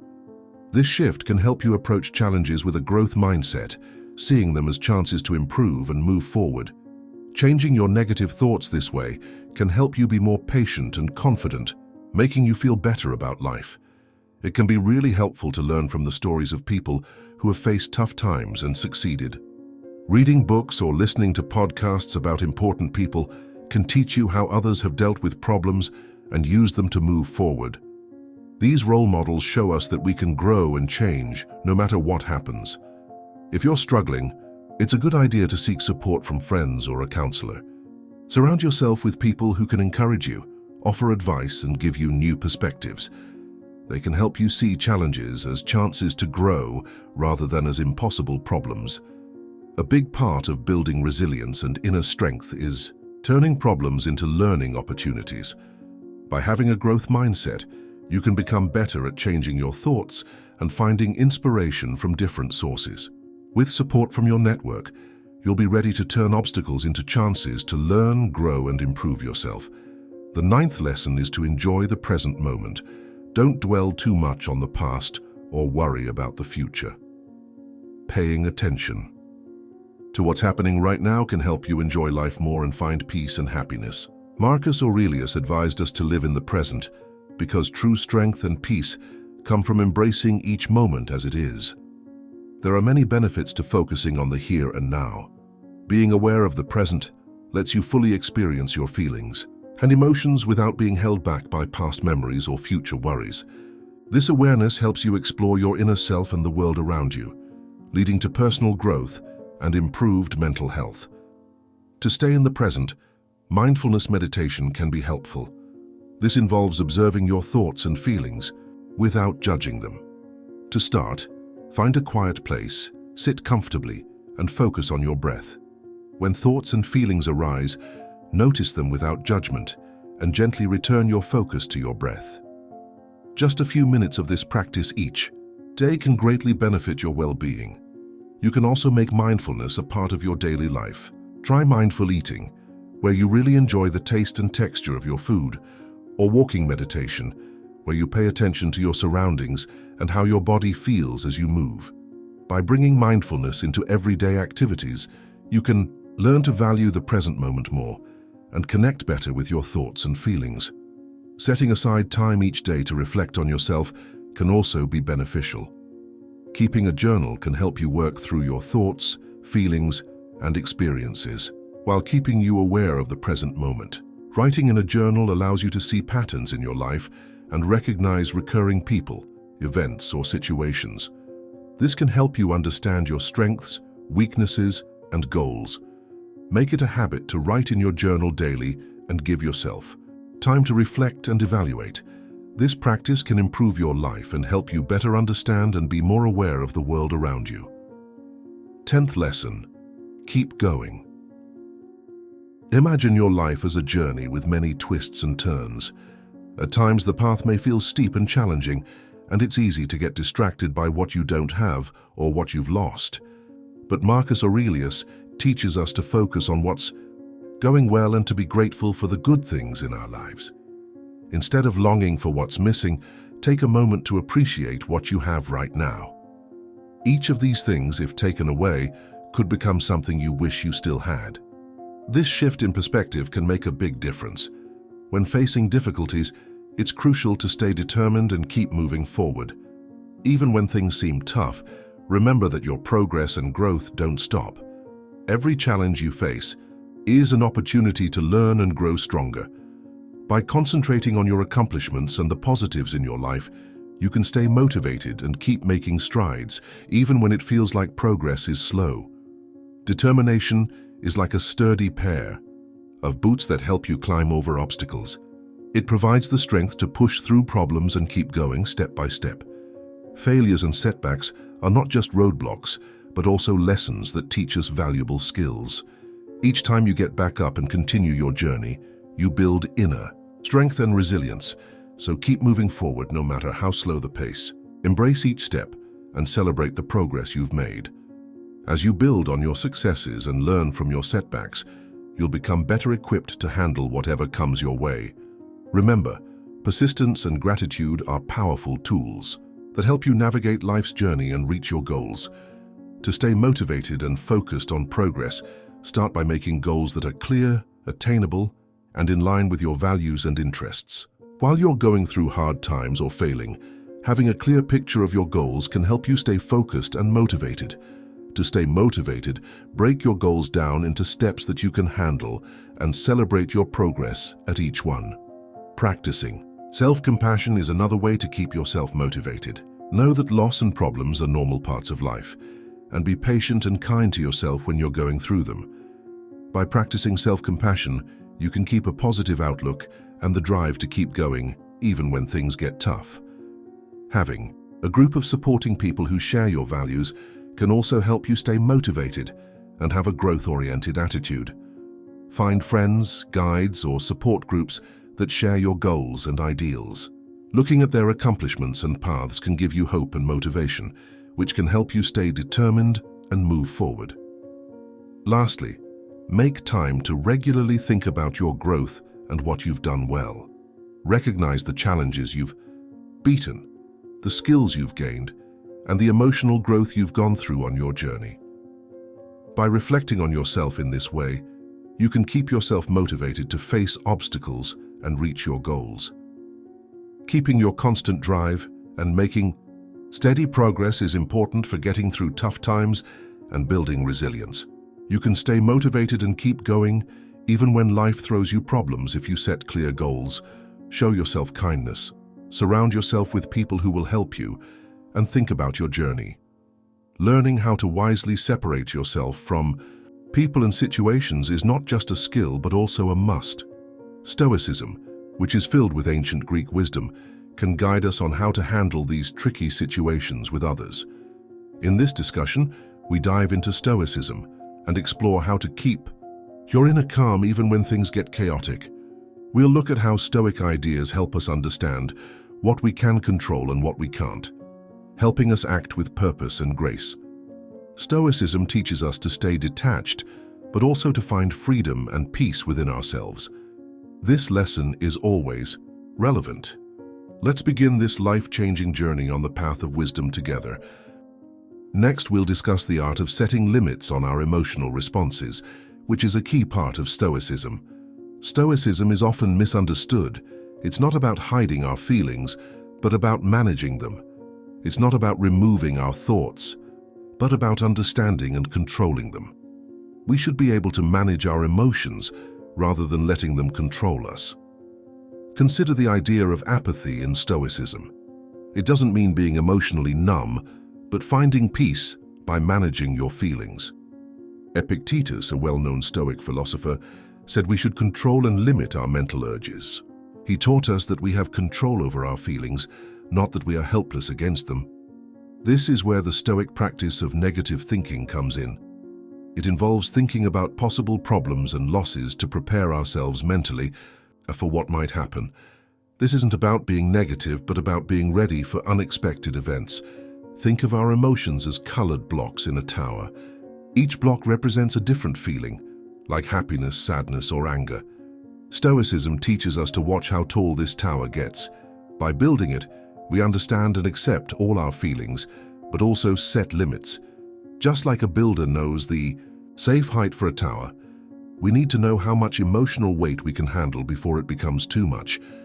The emotional tower is a helpful metaphor for managing our feelings and keeping them from taking over. When life gets hard, having feelings is fine, but it's important not to let them grow too big. We're in charge when we set these limits. Our feelings are part of us, but they don't define us. They're not like currents that drag us away, but like waves that wash over us. The Stoics believe dealing with feelings in a healthy way is like building a stable emotional tower. To face life's challenges, we need to balance letting our emotions flow with keeping them under control. Marcus Aurelius, another great Stoic, said, "You have power over your mind, not outside events. Realize this, and you will find strength." This quote captures Stoic emotional management, understanding that we control our reactions, set limits, and keep our inner peace even when the outside world is chaotic. In summary, Stoicism teaches us to stabilize our emotions by building a tower with blocks that represent emotions we recognize and understand. It helps us set boundaries, manage our feelings, and maintain a calm balance. This practice is not about separating emotions, but about managing them well. It's a path to inner peace, where we learn to handle life's ups and downs with a calm mind and strong spirit, which is the essence of Stoicism. Learning to separate from those who challenge your inner peace is a bit like steering a ship through a stormy sea, especially for those in their 30s to 60s. Just as a sailor must navigate through rough waters, you need to navigate through relationships and situations that disrupt your tranquility. The Stoics, with their deep understanding of human nature, offer guidance on maintaining inner calm, even when the world around you is chaotic. Imagine you're on a journey along a winding road. When you come across a difficult person or situation that disturbs your peace, the first step is to create some distance. This doesn't mean cutting ties permanently. It's more like giving yourself a breather, a chance to let your feelings settle and gain clarity. Think of it as pulling over to the side of the road to regroup and reassess your route. Seneca, a wise Stoic philosopher, advised taking time to be alone and reflect. He suggested, join those who lift your spirit and welcome those you can inspire. This wisdom reminds us that being around positive influences and stepping away from negativity helps us grow and learn. Taking a break from troubling influences allows you to focus on yourself, understand your feelings better, and find your path forward. By taking these planned breaks, you give yourself the space to reflect and gain perspective. This temporary separation helps you understand yourself more deeply and approach challenges with a clearer mind. It's about finding balance and maintaining your inner peace, so you can navigate life's ups and downs with a steady hand and a calm heart. The Stoics offer us timeless wisdom by showing us that we have control over how we respond to life's challenges. This wisdom empowers us to take a step back and make thoughtful decisions about how we handle our situations. When we find ourselves needing a break, it's not about feeling lonely. It's a valuable opportunity to reflect on our feelings and thoughts. Stoic philosophy advises us to be as discerning about our friends as we are about our partners. Consider whether a person makes your life more enjoyable or more stressful. Stoics believe this is a smart way to evaluate relationships because one key aspect of Stoicism is assessing whether someone enhances our lives. Good friends are like the sun for our souls. They nourish us, help us grow, and bring warmth and light to our lives. On the other hand, some people may be like storms that threaten to uproot and damage our inner peace. If you have friends who bring positivity and support, like the gentle rays of the sun, cherish their company and let it brighten your life. But if someone feels more like a storm, disrupting your calm and peace, it might be wise to keep some distance. This approach isn't about being uncaring or avoiding challenges. It's about making choices that are beneficial for your emotional and mental well-being. By surrounding ourselves with those who nurture and support us, we can better navigate life's ups and downs with a steady and resilient heart. Another Stoic philosopher, Marcus Aurelius, said, "You have power over your mind, not outside events. Realize this, and you will find strength." This quote really hits home when you think about the idea of separation. By studying the ideas of Stoicism, we learn that separating from others is not a getaway, but a smart way to keep your peace and inner balance. The wisdom of selecting settings and connections that are good for us and enable us to thrive is reflected in this choice. Stoicism is a way of looking at life and relationships that is based on the idea of improving oneself, and by extension, the community where we live. Using Stoic wisdom can change your life in a time when relationships and exchanges are often hard and complicated. It tells us to be smart about the groups we join, making sure they fit with our values and are good for us. Detachment isn't just about finding peace for yourself. It's also about making society more peaceful so that everyone can do well, by building relationships that are positive and helpful. As we face the ups and downs of life, let's remember what the Stoics taught us and use their wisdom to grow and find inner peace. Instead of escaping problems, we can use this wisdom to improve ourselves and make the world a better place. It's important to focus on our own needs as part of learning to separate from others with wisdom. According to Stoic philosophy, this isn't selfish. It's about understanding and focusing on what's important for our mental and spiritual well-being. Being self-reliant and having inner strength are key. Stoicism tells us to know what we can control and what we can't. Epicurus, a thinker often connected to Stoicism, also discussed this idea. It's a central point in both philosophies. The key is to focus on things we can change, like our mental health and values, rather than just acquiring more things. It's about taking care of our inner selves to build strength and character. Stoic practices, like intentionally facing difficulties, help us learn and grow and find happiness through Virtue and simplicity. Stoics believe that virtue is the highest good, and focusing on our basic needs helps us stay emotionally balanced and develop good character. Epicurus said that real happiness and freedom come from accepting what we can't change. This wisdom is practical for everyday life. For example, think of a sailor crossing dangerous seas. The sailor focuses on things he can control, like his skills and the condition of his ship, and accepts that he can't control the weather. Being prepared and adaptable brings him peace. This is similar to how we handle relationships and personal issues. By focusing on our inner strengths and responses, rather than external factors we can't control, we find peace and resilience. Now, picture someone with a tough job and difficult colleagues. By using Stoic principles, this person works on improving themselves, controlling their emotions, and acting responsibly instead of trying to change others or the work environment. This approach can lead to a more fulfilling work life with inner peace and happiness. Choosing wisely is an important part of life, especially in our relationships and situations.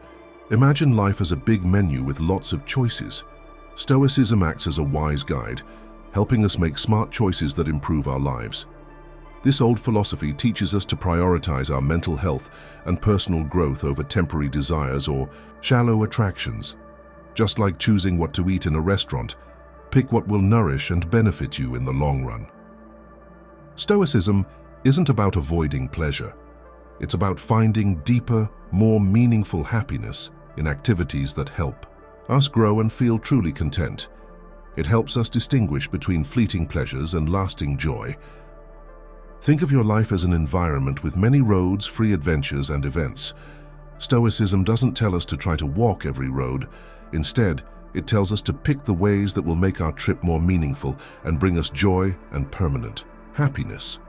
The Stoic philosopher Epictetus said, "It's not what happens to you that matters, but how you react to it." This philosophy tells us that our choices and how we respond to them shape our journey through life.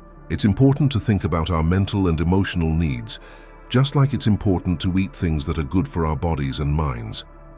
We also need to choose relationships and situations that are good for our inner selves. Stoicism tells us to pay attention to what we really need, which makes life more satisfying and whole. As we follow this philosophy, we learn to let go of things that don't last and focus on what does. This leads to a life of wisdom and peace in the sea, and it's important to remember that we should focus on our mental and moral health by paying attention to what we can control. Use challenges as opportunities to grow stronger and better. Understanding the limits of our power and being content with our virtues are the keys to true happiness and freedom. Following these ideas can help us find peace and strength as we face life's ups and downs. Stoicism, an ancient Greek way of thinking, teaches us a lot about choosing good friends. It doesn't suggest being alone, but shows how having friends and family to support us is very important. Humans are naturally social and enjoy having deep conversations. The Stoic idea of separation involves getting wisdom and support from someone we trust. Even when we try to stay strong and in control, a famous Stoic philosopher named Seneca said that friendship is crucial for a good life. He compared a friend to a mirror, letting us share and think about our feelings and thoughts. This sharing helps us get new ideas and perspectives. Stoics believe that talking about our problems with others is not just helpful, but also strengthens our relationships and helps us grow. When you're struggling or facing a tough situation, talking to someone you trust can be very useful. Imagine this person as a wise guide who gives you great advice. Stoicism teaches us that we're not alone and need others to help us handle our problems. Just like superheroes need their friends, Stoic thinkers emphasized the importance of discussing our issues with someone we trust. They saw this as a good way to get through tough times. Choose someone you trust completely, like a friend or family member, and think of them as your helper during difficult times. Whether you talk to them in person, on the phone, or by message, sharing your worries is not a burden. It helps make things easier. A true friend can offer new ideas and solutions, helping you navigate life's challenges with understanding and wisdom. Stoicism offers timeless advice on managing our feelings, especially during hard times. The main idea is that having a friend can make dealing with problems easier. Take the story of Hercules and his friend Iolaus from Greek legend. Hercules, known for his great strength, faced the Hydra, a monster with many heads that grew back whenever he cut them off. Iolaus suggested using bandages around the necks to stop the heads from regrowing. This story shows the Stoic idea that even the strongest people can benefit from the help and creativity of a good friend. It highlights the importance of choosing friends carefully when dealing with life's challenges. Friends are more than just companions. They are role models, guides, and supporters. By sharing our problems with them, we make our burdens lighter, learn new things, and strengthen our relationships. This practice, rooted in Stoic philosophy, demonstrates how friendship and support can help us through tough times. Stoicism teaches us that stepping back from relationships can be likened to navigating a dense, winding forest. Each path we encounter represents a different type of connection or interaction. For men between the ages of 30 and 65, who often juggle complex personal and professional relationships, this concept becomes especially significant. Imagine yourself wandering through this forest. Each trail you see signifies a potential path in your relationships with others. Choosing to distance yourself from someone is not a simple decision. It's akin to selecting a path through the forest. Each choice must be weighed carefully. Stoicism encourages us to think logically and ethically when making these decisions.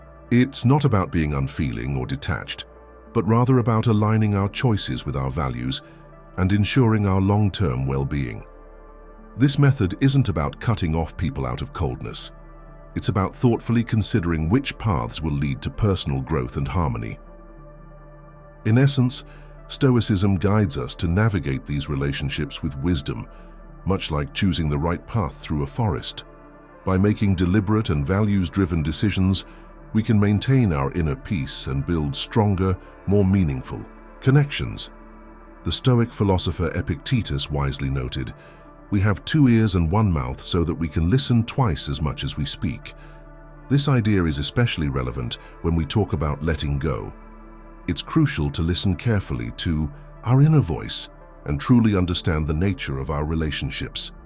Are these connections helping us grow, or are they holding us back?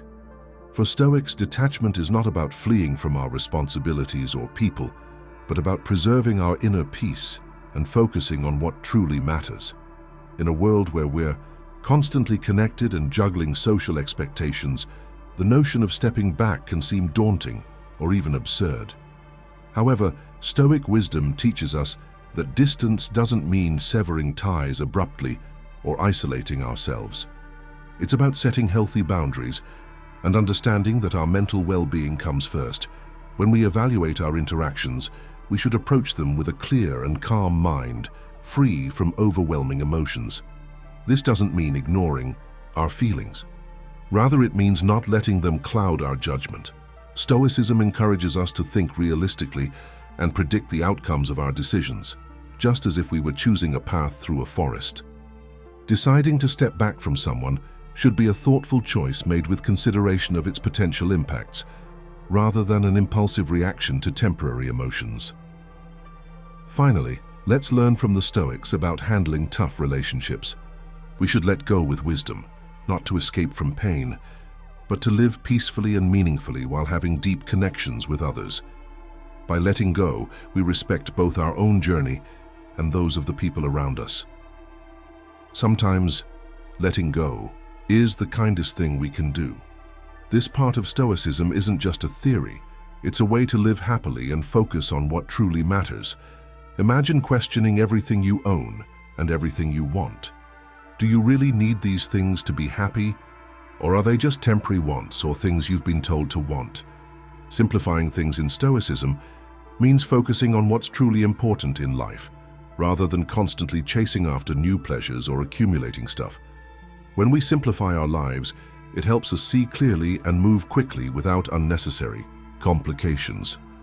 This approach applies to our daily interactions and activities, encouraging us to be honest and genuine. It's about letting go of fake habits and shallow relationships to live with real purpose and connection. But don't think Stoicism means being lazy or doing nothing. Stoic happiness is about accepting things as they are now, while also working hard to improve the areas we can control. It's about finding joy and gratitude in the present moment, without always wanting more. This kind of happiness is freeing because it helps us focus on what really matters instead of being distracted by endless desires. The philosopher Seneca, a well-known Stoic, once said, "True happiness is to enjoy the present without anxious dependence upon the future." This quote captures the essence of Stoic contentment. It's not about giving up on future goals, but about finding peace in what we have right now and in the journey itself. Accepting life's simplicity and finding joy in the basics helps us fight the stress and unhappiness of modern life. Being content with what we have and living simply makes it easier to appreciate life's small joys and beauty. It helps us connect more deeply with others and find peace that can't be bought with more things or events. As you go through your day, ask yourself, am I making things too complicated? Am I chasing after things that don't really make me happy? Remember that Stoicism teaches us that simplicity and happiness are the keys to a fulfilling and strong life. It's about valuing what's important, enjoying the present, and leading a life of genuine meaning. Embrace this wisdom to make our lives a journey toward true happiness and peace. The Stoic philosophy is a deep way to learn how to let go with wisdom. This is especially true for guys between the ages of 30 and 65 who are dealing with the difficulties of life. Following this path means having an honest conversation with someone we trust a lot. This idea has its roots in Stoic beliefs, with their focus on reason and self-control. The Stoics knew the value of an intellectual friend, someone who is not only a friend, but also a mirror to our inner world. This person gives us a way to think about our inner worries and thoughts that is both enlightening and reassuring. Seneca, one of the most important figures in Stoicism, talked about how important these kinds of friendships are. He thought that friends should help us see ourselves more clearly by reflecting back what we say. This reflection isn't just about figuring out what we think and feel. It's also about knowing what we do and how we respond. When we talk to each other honestly, we not only heal but also learn more about ourselves. It's like looking into a still pond. The image helps us see who we really are without the waves of everyday life getting in the way. Talking to a trusted friend about our problems isn't just a way to think about ourselves. It's also a way to build community and strength in our relationships. In today's world, where we are constantly linked but often feel alone, these kinds of real relationships are very important. They keep us grounded and remind us that we are all people. Marcus Aurelius, another Stoic philosopher, said, "He who lives in harmony with himself lives in harmony with the universe." To live in harmony with the universe, we must first understand ourselves. And the best way to do this is to look in the mirror and see ourselves as a valued philosophical friend. To live by this Stoic concept every day, especially when it comes to separation, we need to actively seek out and care for these kinds of bonds. It means being open and sensitive, not just when we share our successes, but also when we share our fears and doubts. Being open helps us grow and learn how to distance ourselves from things. It helps us understand better and approach our relationships with more wisdom instead of just reacting. Talking about these things and the feelings they bring up is especially useful for people between 30 and 65. This is a time when life often brings changes in jobs, relationships, or personal goals. Having a thoughtful friend can help you stay calm during these changes. As we work towards success and happiness, it's a reminder that we also need to find inner peace and distance ourselves from the outside world. Finally, having a sincere conversation with someone you trust, as the Stoics suggest, is not just about making friends. It's an important step toward wisdom and separation. It helps us improve our relationships, understand ourselves better, and live in harmony with the world. We learn that separation isn't about not caring. It's about facing life's events with clarity, wisdom, and peace. Marcus Aurelius, a well-known Stoic leader, once said that it's important to use our time wisely and not waste it on things that don't help us grow. This advice is especially useful when deciding whether to stay close to someone. Don't rush this decision because it's important to think carefully about whether this separation will help your mental and personal growth or if it will cause you to lose things that aren't worth losing. Imagine holding a glass of water. Holding it for 1 minute is easy. Holding it for an hour makes your arm ache. Holding it for a whole day makes your arm feel numb. The weight of the glass doesn't change, but it feels heavier the longer you hold it. Our interactions with other people are similar. Short interactions can be fun and easy to manage, but long-term interactions, especially if they're unpleasant or unproductive, can become heavy and drain our energy. This story teaches us the importance of knowing when to let go and put the glass down before it becomes too heavy to hold. Now think about a tree in the fall. When the season changes, the tree doesn't cling to its leaves because it knows that doing so would stop it from growing and renewing itself. Letting go of the old leaves makes room for new ones to grow in the spring. This natural cycle of losing and regrowing leaves is a strong metaphor for our lives. When you stop being close to certain people, it's like the tree letting go of its leaves to make room for new growth, connections, and opportunities.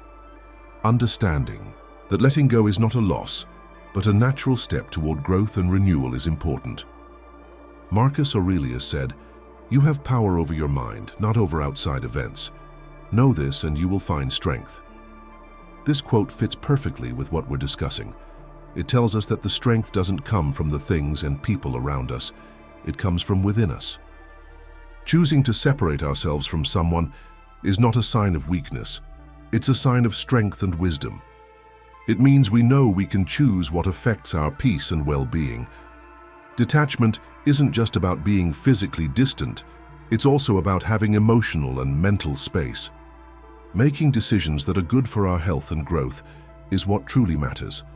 Let's remember the wisdom of Marcus Aurelius in the allegories of the glass of water and the tree that sheds its leaves as we work through the difficulties of relationships and exchanges. Accepting distance not as a loss, but as a brave step towards self-care and growth should be our goal. Remember that every time you choose to separate yourself from something, you're taking a step toward fostering your inner peace and your resilience. Stoicism stresses the importance of being fair and objective in our thoughts and decisions, but this is something that is often ignored. Controlling our emotions isn't the only thing this practice does. It also involves a deep look at how we see and understand the world. To see things more objectively, we need to first actively question our beliefs and preconceived ideas. This means having an open mind and being curious about new things and different points of view. It also means not jumping to conclusions quickly because of your feelings or biases. This practice in critical thinking helps us see things as they really are without our feelings getting in the way. Stoicism, a philosophy that comes from ancient Greece, stresses how important it is to keep your emotions in check. We should not respond blindly right away to things that happen or events that come up. Instead, we should take a moment to breathe slowly and think. This conscious pause gives us time to think about what's going on and react in a more controlled and thoughtful way. Mindfulness and meditation are very helpful in this process because they help you keep your mind clear and calm even when things get tough. Keeping your emotions in check is a crucial aspect of Stoicism. However, this doesn't mean shutting off our feelings. Instead, Stoicism teaches us to understand and empathize with others while using logic to guide our actions. This approach allows us to offer support and help without being overwhelmed by emotions ourselves. Imagine empathy as a gentle guiding light, leading us to connect with others' feelings. At the same time, logic acts like a steady compass, helping us navigate through our emotions without losing our way. This balance ensures we support others effectively while maintaining our own emotional stability. The key quote from the Stoic philosopher Seneca beautifully captures this idea. True happiness is to enjoy the present without worrying about the future. This wisdom aligns perfectly with Stoic practice, reminding us to embrace the present moment fully. By focusing on the here and now, free from unnecessary worries or biases, we make clearer and more objective decisions. In essence, Stoicism encourages us to live each moment with mindfulness and fairness, appreciating what we have without being bogged down by fears about the future. This balanced approach helps us find true happiness and maintain inner peace. Basically, developing neutrality and perspective isn't just a way to learn to control yourself. It's also a way to learn more about other people and feel more respect for them. By following these rules, we not only make it easier to deal with the ups and downs of life, but also make our relationships with other people better. As we incorporate old Stoic wisdom into our modern lives, we become more aware, caring, and successful in the way we deal with others. Applying Stoic principles to our daily lives can be a powerful tool for navigating the challenges and distractions of modern life. For men between the ages of 30 and 65, who are often grappling with personal growth and self-discovery, Stoicism offers valuable guidance. By practicing the art of detachment, we can separate ourselves from people and situations that disrupt our inner peace. This doesn't mean cutting people off entirely, but rather stepping back to maintain clarity and calm. In today's world, where information constantly bombards us, Stoic wisdom can help us cut through the noise. The teachings of Stoicism, particularly those about detachment, are incredibly relevant for managing the chaos of modern living. Seneca's writings remind us that our time is precious and should be used wisely, rather than being lost to distractions and trivial concerns. Seneca's insightful comment about losing our lives, rather than being lost in them, resonates deeply in an age filled with digital distractions. By focusing on what truly matters and protecting our mental space, we can achieve a more balanced and fulfilling life. Stoic philosophy encourages us to maintain our inner peace and resist the pull of unnecessary diversions, helping us to live more fully and meaningfully amidst the noise of the modern world. Approaching social media with a Stoic mindset is like taking a quiet break from the noise of the digital world. Not that we should avoid technology, but that we should find a balance and make sure that our online activities don't get in the way of our mental peace.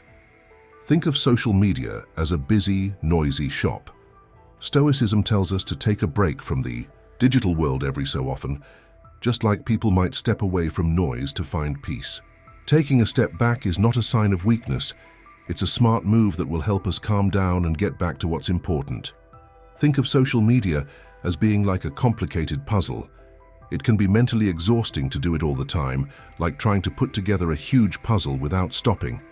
Stoicism tells us that it's okay to put this puzzle aside for now. These breaks are not failures. They are important breaks that will help us come back later with a clearer mind and more energy. This is about controlling how we interact with the digital world by choosing the right times to work on it and when to take breaks. It's like deciding when to do a puzzle and when to rest. Think of a farmer who loves taking care of his plants, but knows that if he works non-stop, he'll get tired and enjoy it less. So, he takes regular breaks to rest and see his garden from a new perspective. This not only makes him feel better, but also helps him appreciate his work in a different way. Similarly, taking breaks from social media allows us to see its value without becoming too attached. Stoicism teaches us to disconnect from technology, not to escape, but to keep our minds healthy. It's about knowing when our minds are getting too full and when to take a step back. This philosophy doesn't tell us to avoid social media completely, but to use it in a way that doesn't make life harder or more complicated. The Stoic lesson for today's digital world is simple. Be mindful when using social media, take breaks to keep your mind clear, and remember that stepping back helps keep our lives balanced. This approach makes using digital platforms more enjoyable and ensures that our online activities align with our goals for a peaceful and satisfying life. Thinking about the effects of taking a break is an important part of the Stoic way of learning. Stoics are known for being able to see into the future and think about how their actions today will affect tomorrow, all while staying focused on the present. Stoic wisdom is about being aware of both the present moment and what might happen in the future. Imagine a tree with deep roots in the ground, but its branches can sway in the wind. This tree represents the Stoic way of thinking about connections and separation. The tree stays rooted, just like Stoics stay true to their core beliefs. But they also understand that life is always changing like the wind, and they need to adapt. This comparison helps us understand that Stoic separation isn't about cutting ties in a harsh way. It's about recognizing that relationships are temporary and being ready for life's changes. Stoics suggest thinking carefully about what might happen if we decide to separate from someone. This isn't an easy choice because everything we do has consequences. By considering the possible outcomes, both good and bad, we can make choices that align with our inner philosophy. This kind of wisdom isn't about predicting the future, it's about preparing for all possible outcomes, which is a Stoic trait of resilience. Think about a sailor trying to navigate the seas. Like a Stoic, the sailor knows he can't change the wind, but he can adjust the sails. In relationships, sometimes adjusting our sails means creating some distance for our own well-being and growth. When we step back, we should do so with care and wisdom, thinking not only about our own needs but also about how it will affect others. As we go down this path of separation, it's important to remember that Stoicism doesn't encourage hiding our feelings. Instead, it teaches us to fully experience our emotions without letting them control us. Finding the right balance between emotion and reason is key to making sure our feelings don't cloud our decisions. The Stoic practice of separation is a well-thought-out approach. It involves understanding that relationships are temporary, thinking about the consequences of our actions, and balancing our emotions with our logic. By applying this wisdom in daily life, we develop Stoic resilience, which helps us navigate the challenges of human interactions with calm and grace. This way of thinking not only helps us grow as individuals, but also improves how we connect with others, making our journey through life more meaningful and peaceful. When we learn to distance ourselves from people and situations that aren't good for us, Stoicism becomes a guiding light, offering deep wisdom and practical advice. Although this path can be difficult, it is made up of intentional steps that lead us to a better understanding of ourselves and our relationships. Reflective breaks are part of the first step. These are times when we think about our relationships and why we need to separate ourselves. Instead of making snap choices, we need to understand where our ties come from and how they affect our lives. This process of reflection is like a farmer, carefully looking at the plants in his yard to see which ones are feeding the dirt and which ones are killing it. Next, we look at the reasons for distance from each other logically. Here is where we use our minds instead of our feelings and analyze our relationships and situations with the clarity of a philosophy. What good does this connection do for my life? Does it fit with my most important ideals and beliefs? This step is very important to make sure that our choice to separate is not a quick emotional response, but a well-thought-out one. The next step in our journey is to have honest talks in any relationship. It's really important to communicate and be kind and clear about how we feel and what our boundaries are. This doesn't mean arguing, but rather having an open and polite discussion about our feelings and thoughts. It's about connecting with each other, even though we all have our own paths. Setting mental boundaries is one of the hardest but most important things to do. It means knowing our limits and letting others know them too. This isn't about building walls. It's about creating a healthy space for ourselves where our mental health isn't always affected by what others do or say. Thinking about how our actions impact others shows that we are responsible to ourselves and those around us.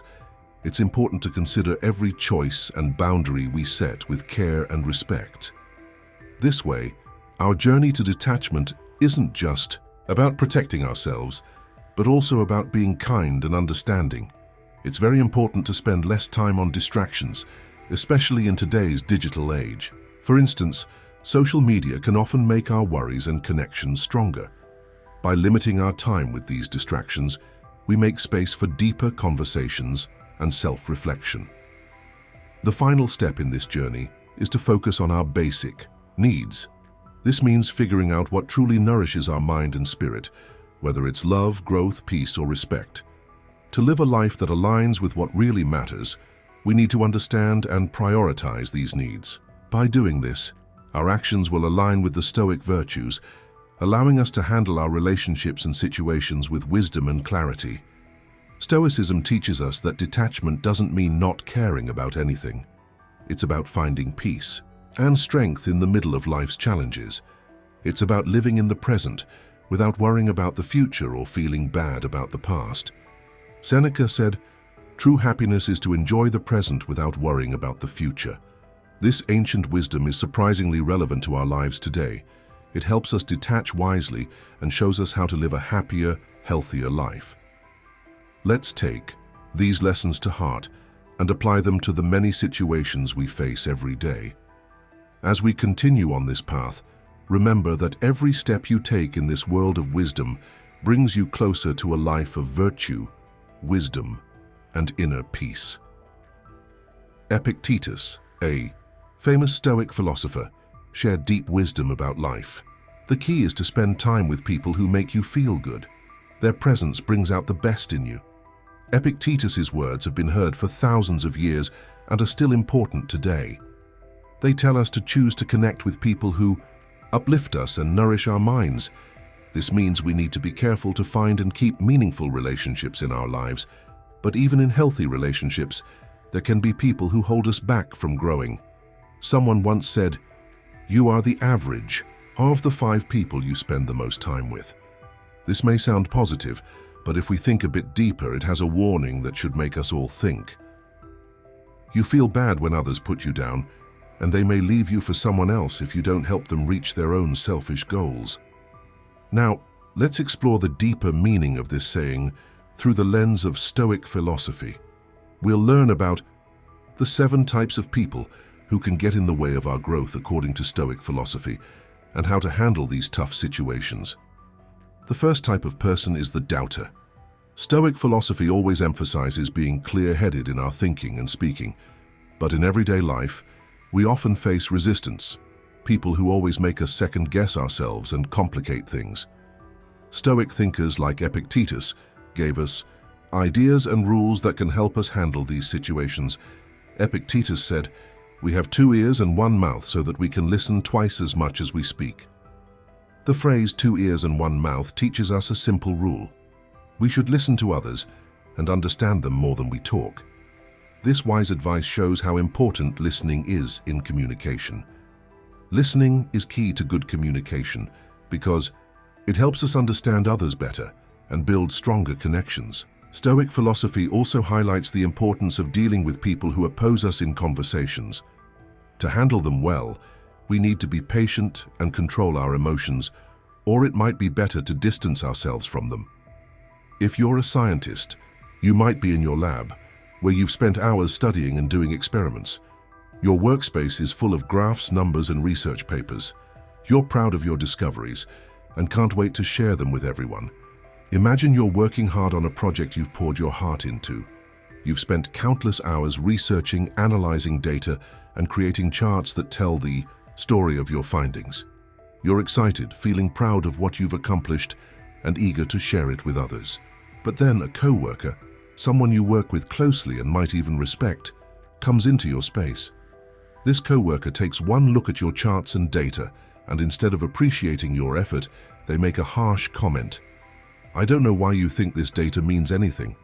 It looks like you wasted your time." Their words hit you like a sudden cold wind, knocking the excitement right out of you.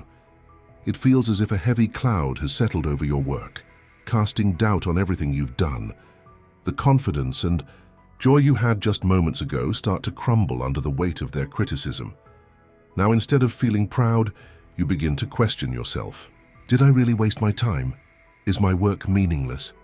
These thoughts start swirling in your mind, making it hard to focus.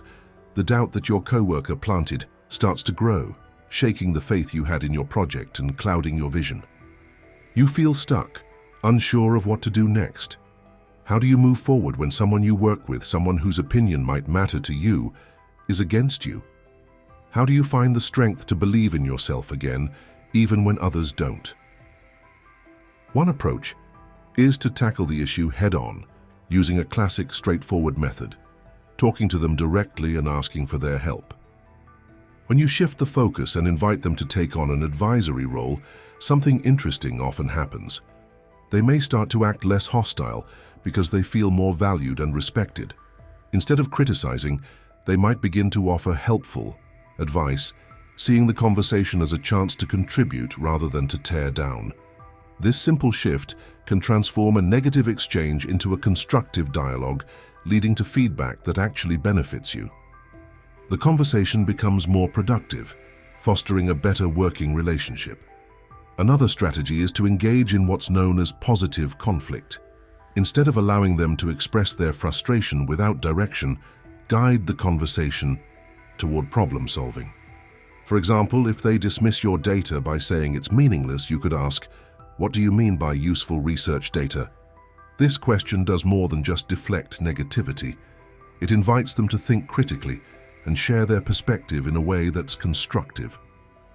By doing this, you avoid unnecessary negativity and set the tone for a more positive and solution-focused discussion. It turns a potentially damaging encounter into an opportunity for growth and understanding. Last, be ready to listen. But keep in mind that hearing doesn't mean taking in all the bad things. Figuring out what information is important and staying away from outside distractions is what it means. When your critic is around, take a step back, listen, and think. Then keep painting your life with the colors you love. Also, don't let anyone turn your bright picture into a dark, boring one. The second type of person is the toxic optimist. Seneca once said that true happiness comes from enjoying the present moment. He wanted to emphasize how important it is to live in the present and not worry too much about the future. However, not everyone understands this, and if it's misunderstood, it can lead to unhealthy thinking. Life is full of challenges, and some of them can be really tough on our minds and bodies. At the same time, there are always people who stay positive and cheerful even when things aren't going well.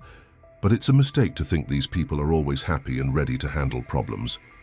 This is the second group of people you should avoid. Their attitude is just be happy, and they don't show how they really feel, so stay away from them. Imagine you're going through a tough breakup and need to find balance in your mind. Your life is like a garden, and you have the power to make it beautiful. But you can't stop bad people from trying to enter this lovely garden. People who care about you will ask how you're feeling and offer support. True friends will give you honest advice, while toxic optimists will simply tell you to smile and be happy. That being said, understanding and sharing your sadness is important. Too much positivity ignores how complicated feelings are and how hard life can be. Imagine your beautiful garden when one of the tree's leaves gets sick and starts to die. A toxic optimist will ignore the problem and focus on the flowers instead. They distract you from reality and make you forget about the real issues you face in life. So if you want to take care of your garden and keep toxic optimists out, you first need to recognize and understand the wide range of emotions, both good and bad. This ability is called emotional intelligence. Toxic optimism tells you to just be happy, but you should instead be aware of and in control of your full range of feelings. For example, when a toxic optimist says, "Don't worry about this mistake, you did a great job, you need to balance," that by acknowledging that, even though you put in a lot of effort, there's still room for improvement. You might feel sad that your work isn't perfect yet, but you can try to do better tomorrow. Second, have a conversation with the toxic optimist and acknowledge both the good and bad parts of the situation. I believe everyone can feel both positive and negative emotions at the same time. We should learn to deal with challenges and find lessons in everything we do. Finally, remember that a healthy garden needs both sun and rain to grow. When toxic positivity shows up, give the garden the depth it deserves by allowing all of your emotions to nourish it. The third type of person is the constant complainer. Seneca said, "It is not because things are hard that we do not dare. It is because we do not dare that they are hard." He meant that life doesn't always give us problems. It's how we handle them that makes things difficult. People who complain a lot focus on the negative aspects of life instead of being patient and positive. We often have to listen to a friend, family member, or co-worker who always has something bad to say. They complain about everything: the weather, their jobs, their surroundings, and even their own lives. They never miss a chance to express how unhappy they are, and worse, they spread these negative thoughts to others, making them feel sad and down. These people can create a negative atmosphere for those around them, including you. When people complain a lot, they make the environment around them unpleasant. Talking to them often can make you feel bad too. They focus so much on the negative things in life that it can make us less hopeful and less happy with our own lives. Being around constant complainers can also harm our relationships with others. People may not want to be around us if they think we're just going to sit and listen to complaints. This can make you feel isolated and damage your relationships with those around you. To keep our lives happy and healthy, we need to tell them apart and be kind when we talk to them, making sure we don't lose our happiness and mental health in the process. Imagine that you want to get together with some people at your house for a gathering. You ask your close friends to come, including Jane, who you love very much. But while everyone else is having a great time at the party, Jane can't stop talking about how hard things are at her job. Not only do her comments ruin the mood, but they also make everyone else feel very stressed. In order to ease the stress, they try to change the subject of talk. In the end, you and your friends think that the get-together with Jane was a waste of time and made you feel bad. You wonder if being in touch with Jane all the time is making you and everyone else feel down. Focusing on workable answers, rather than focusing on problems, is a valuable lesson that Stoicism, an ancient philosophy, has taught us. Here are 3 things you can do to deal with people who are complaining. The first step is to create mental space. When people are complaining, try to put some space between yourself and them. Think of your complaints as brief showers that will pass quickly and bring you inner peace.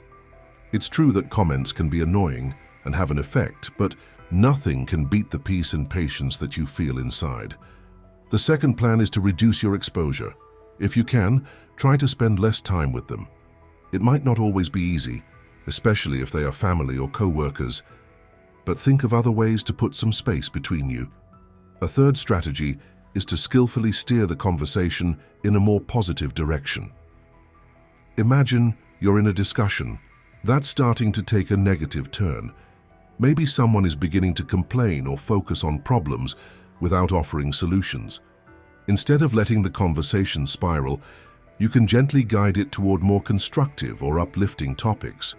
You might do this by asking a thoughtful question or shifting the subject to something more neutral or enjoyable. For example, if someone is getting caught up in negativity, you could ask about their hobbies, their plans for the future, or a recent experience that made them happy. This not only changes the mood, but also helps refocus the discussion on something more productive or pleasant. This approach is rooted in the wisdom of classical Stoicism, a philosophy that teaches us the importance of protecting our minds from negativity. Stoicism emphasizes the need to stay calm and centered, especially in the face of pessimism or constant complaints from others. It's like having a strong mental shield that deflects negativity and keeps us on the path of virtue and patience, even when surrounded by whining and criticism. Stoicism isn't just about ignoring complaints. It's about ensuring that they don't derail us from our goals. It gives us powerful tools to focus on what truly matters, maintaining inner peace and growing as individuals, no matter what challenges we face. The fourth type of person to watch out for is the manipulator. These individuals are often tricky and can be difficult to deal with because they know how to push your buttons and influence your emotions. But you're already doing great. You've come this far with me on this journey, and we're more than halfway through. So take a moment to pause and really focus, because this next step is crucial. We're going to face this challenge together and come out stronger on the other side. The ancient philosopher Epictetus had some powerful advice that's especially relevant here. He believed that we only feel hurt when we acknowledge it within ourselves, and that no one can truly harm us unless we allow them to. In other words, it's our own decision whether we let someone's actions or words cause us pain. Manipulators thrive on getting under our skin, but Epictetus reminds us that we hold the power to protect ourselves. By being mindful and staying in control of our own reactions, we can decide not to let manipulative behavior affect us. It's about recognizing our inner strength and understanding that ultimately, we have the choice to remain unaffected by others' attempts to bring us down. We've all met manipulators in our lives, people who try to change our minds and feelings over and over again, throwing us off track from our original plans and goals. They are also very good at controlling other people's thoughts and feelings. Dishonesty and lack of truthfulness are common traits in these people which we should avoid. In order to get what they want, they may also lie and be sneaky without thinking about how their actions might hurt other people. Surely everyone has been through a similar situation. People you know will try to get you to buy them dinner when you see them because it's a small favor to help a friend who is in need. You feel good about yourself when you agree and give them money. But after giving it some thought, you come to the realization that you were the victim of their deceitful manipulation. They said it was a nice thing to do for a friend, but they were really taking advantage of your kindness to get what they wanted. Their manipulation of your feelings and lies irritate and anger you. This is one way that someone who is manipulative can use someone else's kindness to get what they want. To protect yourself and maintain healthy relationships, it's important to learn how to turn down people who try to manipulate you. Dealing with manipulators is like navigating a tricky maze of emotions, especially when they try to convince you to do things you don't want to do, like lending money. It's crucial to say no, be firm in your decision and stand by your choice. Stoicism can guide you in avoiding the traps of manipulation. One way is by setting clear boundaries and sticking to them.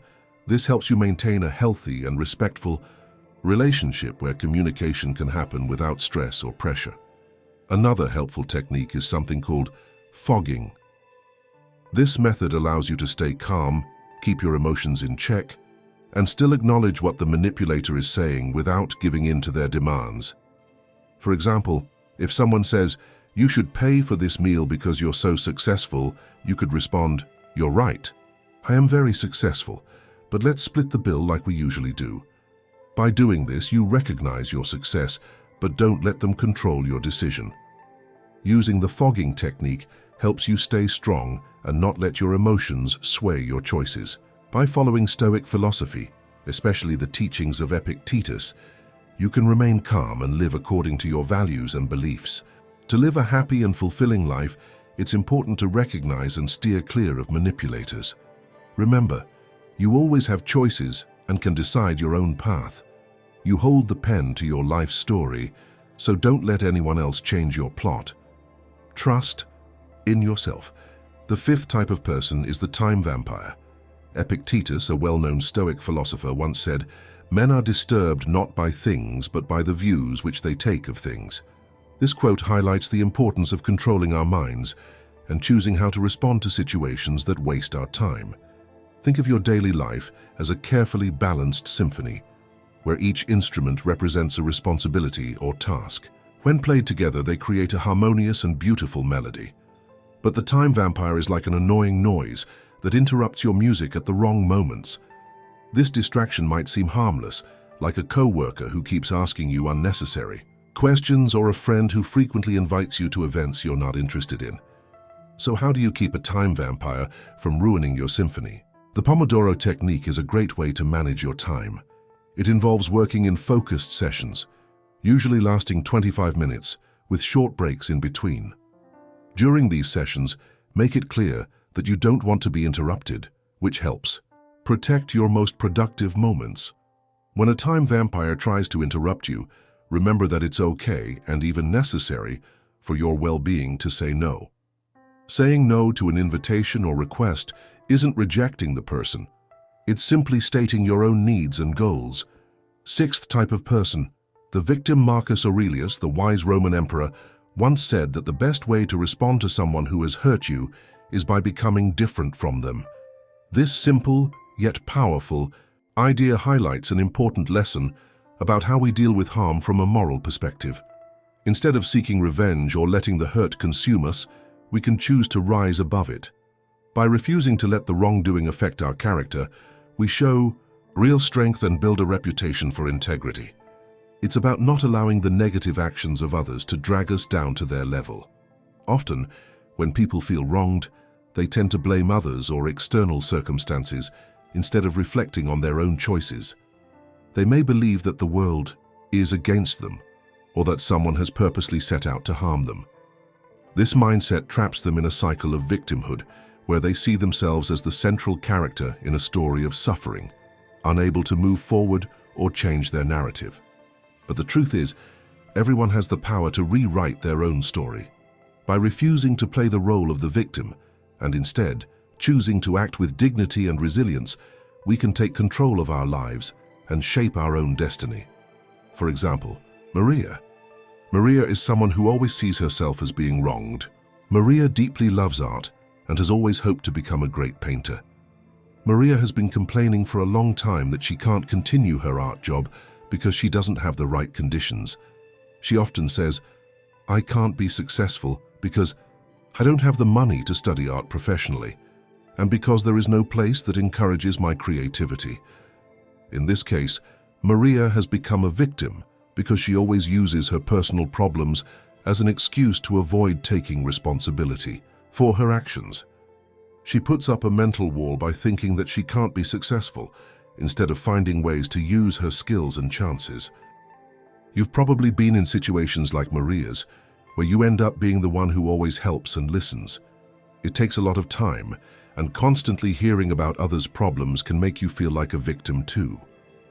So, how should you handle someone who always thinks they're being treated unfairly? Stoic philosophers give us some helpful advice. First, set clear boundaries. Stoic philosophy encourages us to establish clear limits between ourselves and others so that we can care for the person in need without rescuing them from situations they need to handle on their own. Next, really listen to them. Instead of jumping in with solutions, listen, share, and support them as they figure things out. Remember, it's not our job to solve all their problems, as that would take away their independence and ability to make their own choices. It's easy to get caught up in their story, especially when things are tough or sad, but Stoic philosophy reminds us to stay calm, not let negative emotions control us, and avoid taking on the victim role ourselves. Keep in mind that our strength comes from controlling our emotions and our thoughts. You are much stronger than you realize, so always trust in your abilities. This will help you get through challenges and make you stronger and more self-reliant. Number 7. People who like to cause trouble. Let's discuss the final type of person, the one who always stirs up trouble. Marcus Aurelius once said, "The best revenge is to be like the one who caused the injury." This means we shouldn't mirror the dramatic or harmful actions of those who hurt us. Instead, we should remain calm and keep control over our emotions, avoiding unnecessary drama. When we let ourselves get caught up in chaos, it only makes things harder, especially when meeting new people and trying to focus on our own tasks. Imagine you're part of a work team, and there's a colleague named John who is always creating tension and drama. Today, John is especially stressed and seems to be in trouble. In the past, you've tried to help him, but it usually only made the situation worse. So this time, you decide to take a different approach. You choose to focus on your own work and turn off all your phone alerts to stay concentrated. John approaches you with his problem, looking for help. Instead of diving into his drama, you calmly respond, "Sorry, I'm really busy with an important task right now. Can we talk about your problem after I finish my work?" By doing this, you avoid getting pulled into John's drama right away and stay focused on your priorities. Once you've completed your work, you can address John's issue with a clearer mind and without adding unnecessary complications to the situation. This approach helps you stay productive and keeps you from getting tangled in unnecessary conflicts. Using the above example, Stoic philosophy has given us some ways to stay away from people who are likely to cause trouble. The first plan is to listen and think about what you hear. We should pay close attention to what other people say and not judge them too quickly or too harshly. We should instead try to understand and relate to them, which will help us get through tough times. If the second becomes unclear, it means that we shouldn't be ready to fight or argue right away. Instead, we should wait and think about it first. I choose to be involved in everything, and I also have tips for that. You might want to turn off your phone at set times or set aside time to focus on work or personal growth. Let people know that you don't want to be bothered during these times. This point of view can help you deal with people who like to cause trouble. Do not worry about the next disaster. Instead, concentrate on the here and now, where you are in charge. Feel free to enjoy your life without letting other people's problems get in the way. On your way to peace and personal growth, keep your ship calm and away from the dangerous whirlpools. Finally, let's remember that Stoicism has taught us a lot about the 7 types of people we should stay away from. You should learn to stay calm when life throws you problems. The bad people around you shouldn't have an effect on your soul. Stoic philosophy teaches us that avoiding certain types of people can help keep our minds clear and our spirits calm. Those who are constantly unhappy or negative around us can affect our own well-being. But remember, we have control over our reactions and behaviors. By being patient and choosing how we respond, we can protect our peace and stay positive. As we wrap up this exploration of Stoic principles, remember that the journey towards a more fulfilling life doesn't stop here. Embracing Stoicism is about continuous growth and learning, a lifelong commitment to living with purpose, resilience, and joy, no matter what challenges come your way. The principles we've discussed and the habits we've encouraged you to adopt are tools for not just today, but for your entire life. As you weave these teachings into your daily routine, you'll find that what once felt like a conscious effort will become second nature. This is the true power of Stoicism. It transforms not just how we handle difficulties, but also how we appreciate the small joys of everyday life, the quiet moments and our connections with others. If you felt a spark of inspiration and a desire to delve deeper into the Stoic way of living, let this be just the start. Keep seeking wisdom, reflecting on these timeless lessons and applying them to your life. And most importantly, share this journey with others. The positive changes in your own life can inspire those around you to explore their own paths to self-discovery and fulfillment. Thank you for taking this step with us. Remember, the most profound changes often start with a single step, a single decision to live differently. As you move forward, carry the Stoic principles with you, not as mere ideas, but as a way of life. Here's to your journey towards a more meaningful, Stoic-inspired life, a life truly lived to the fullest.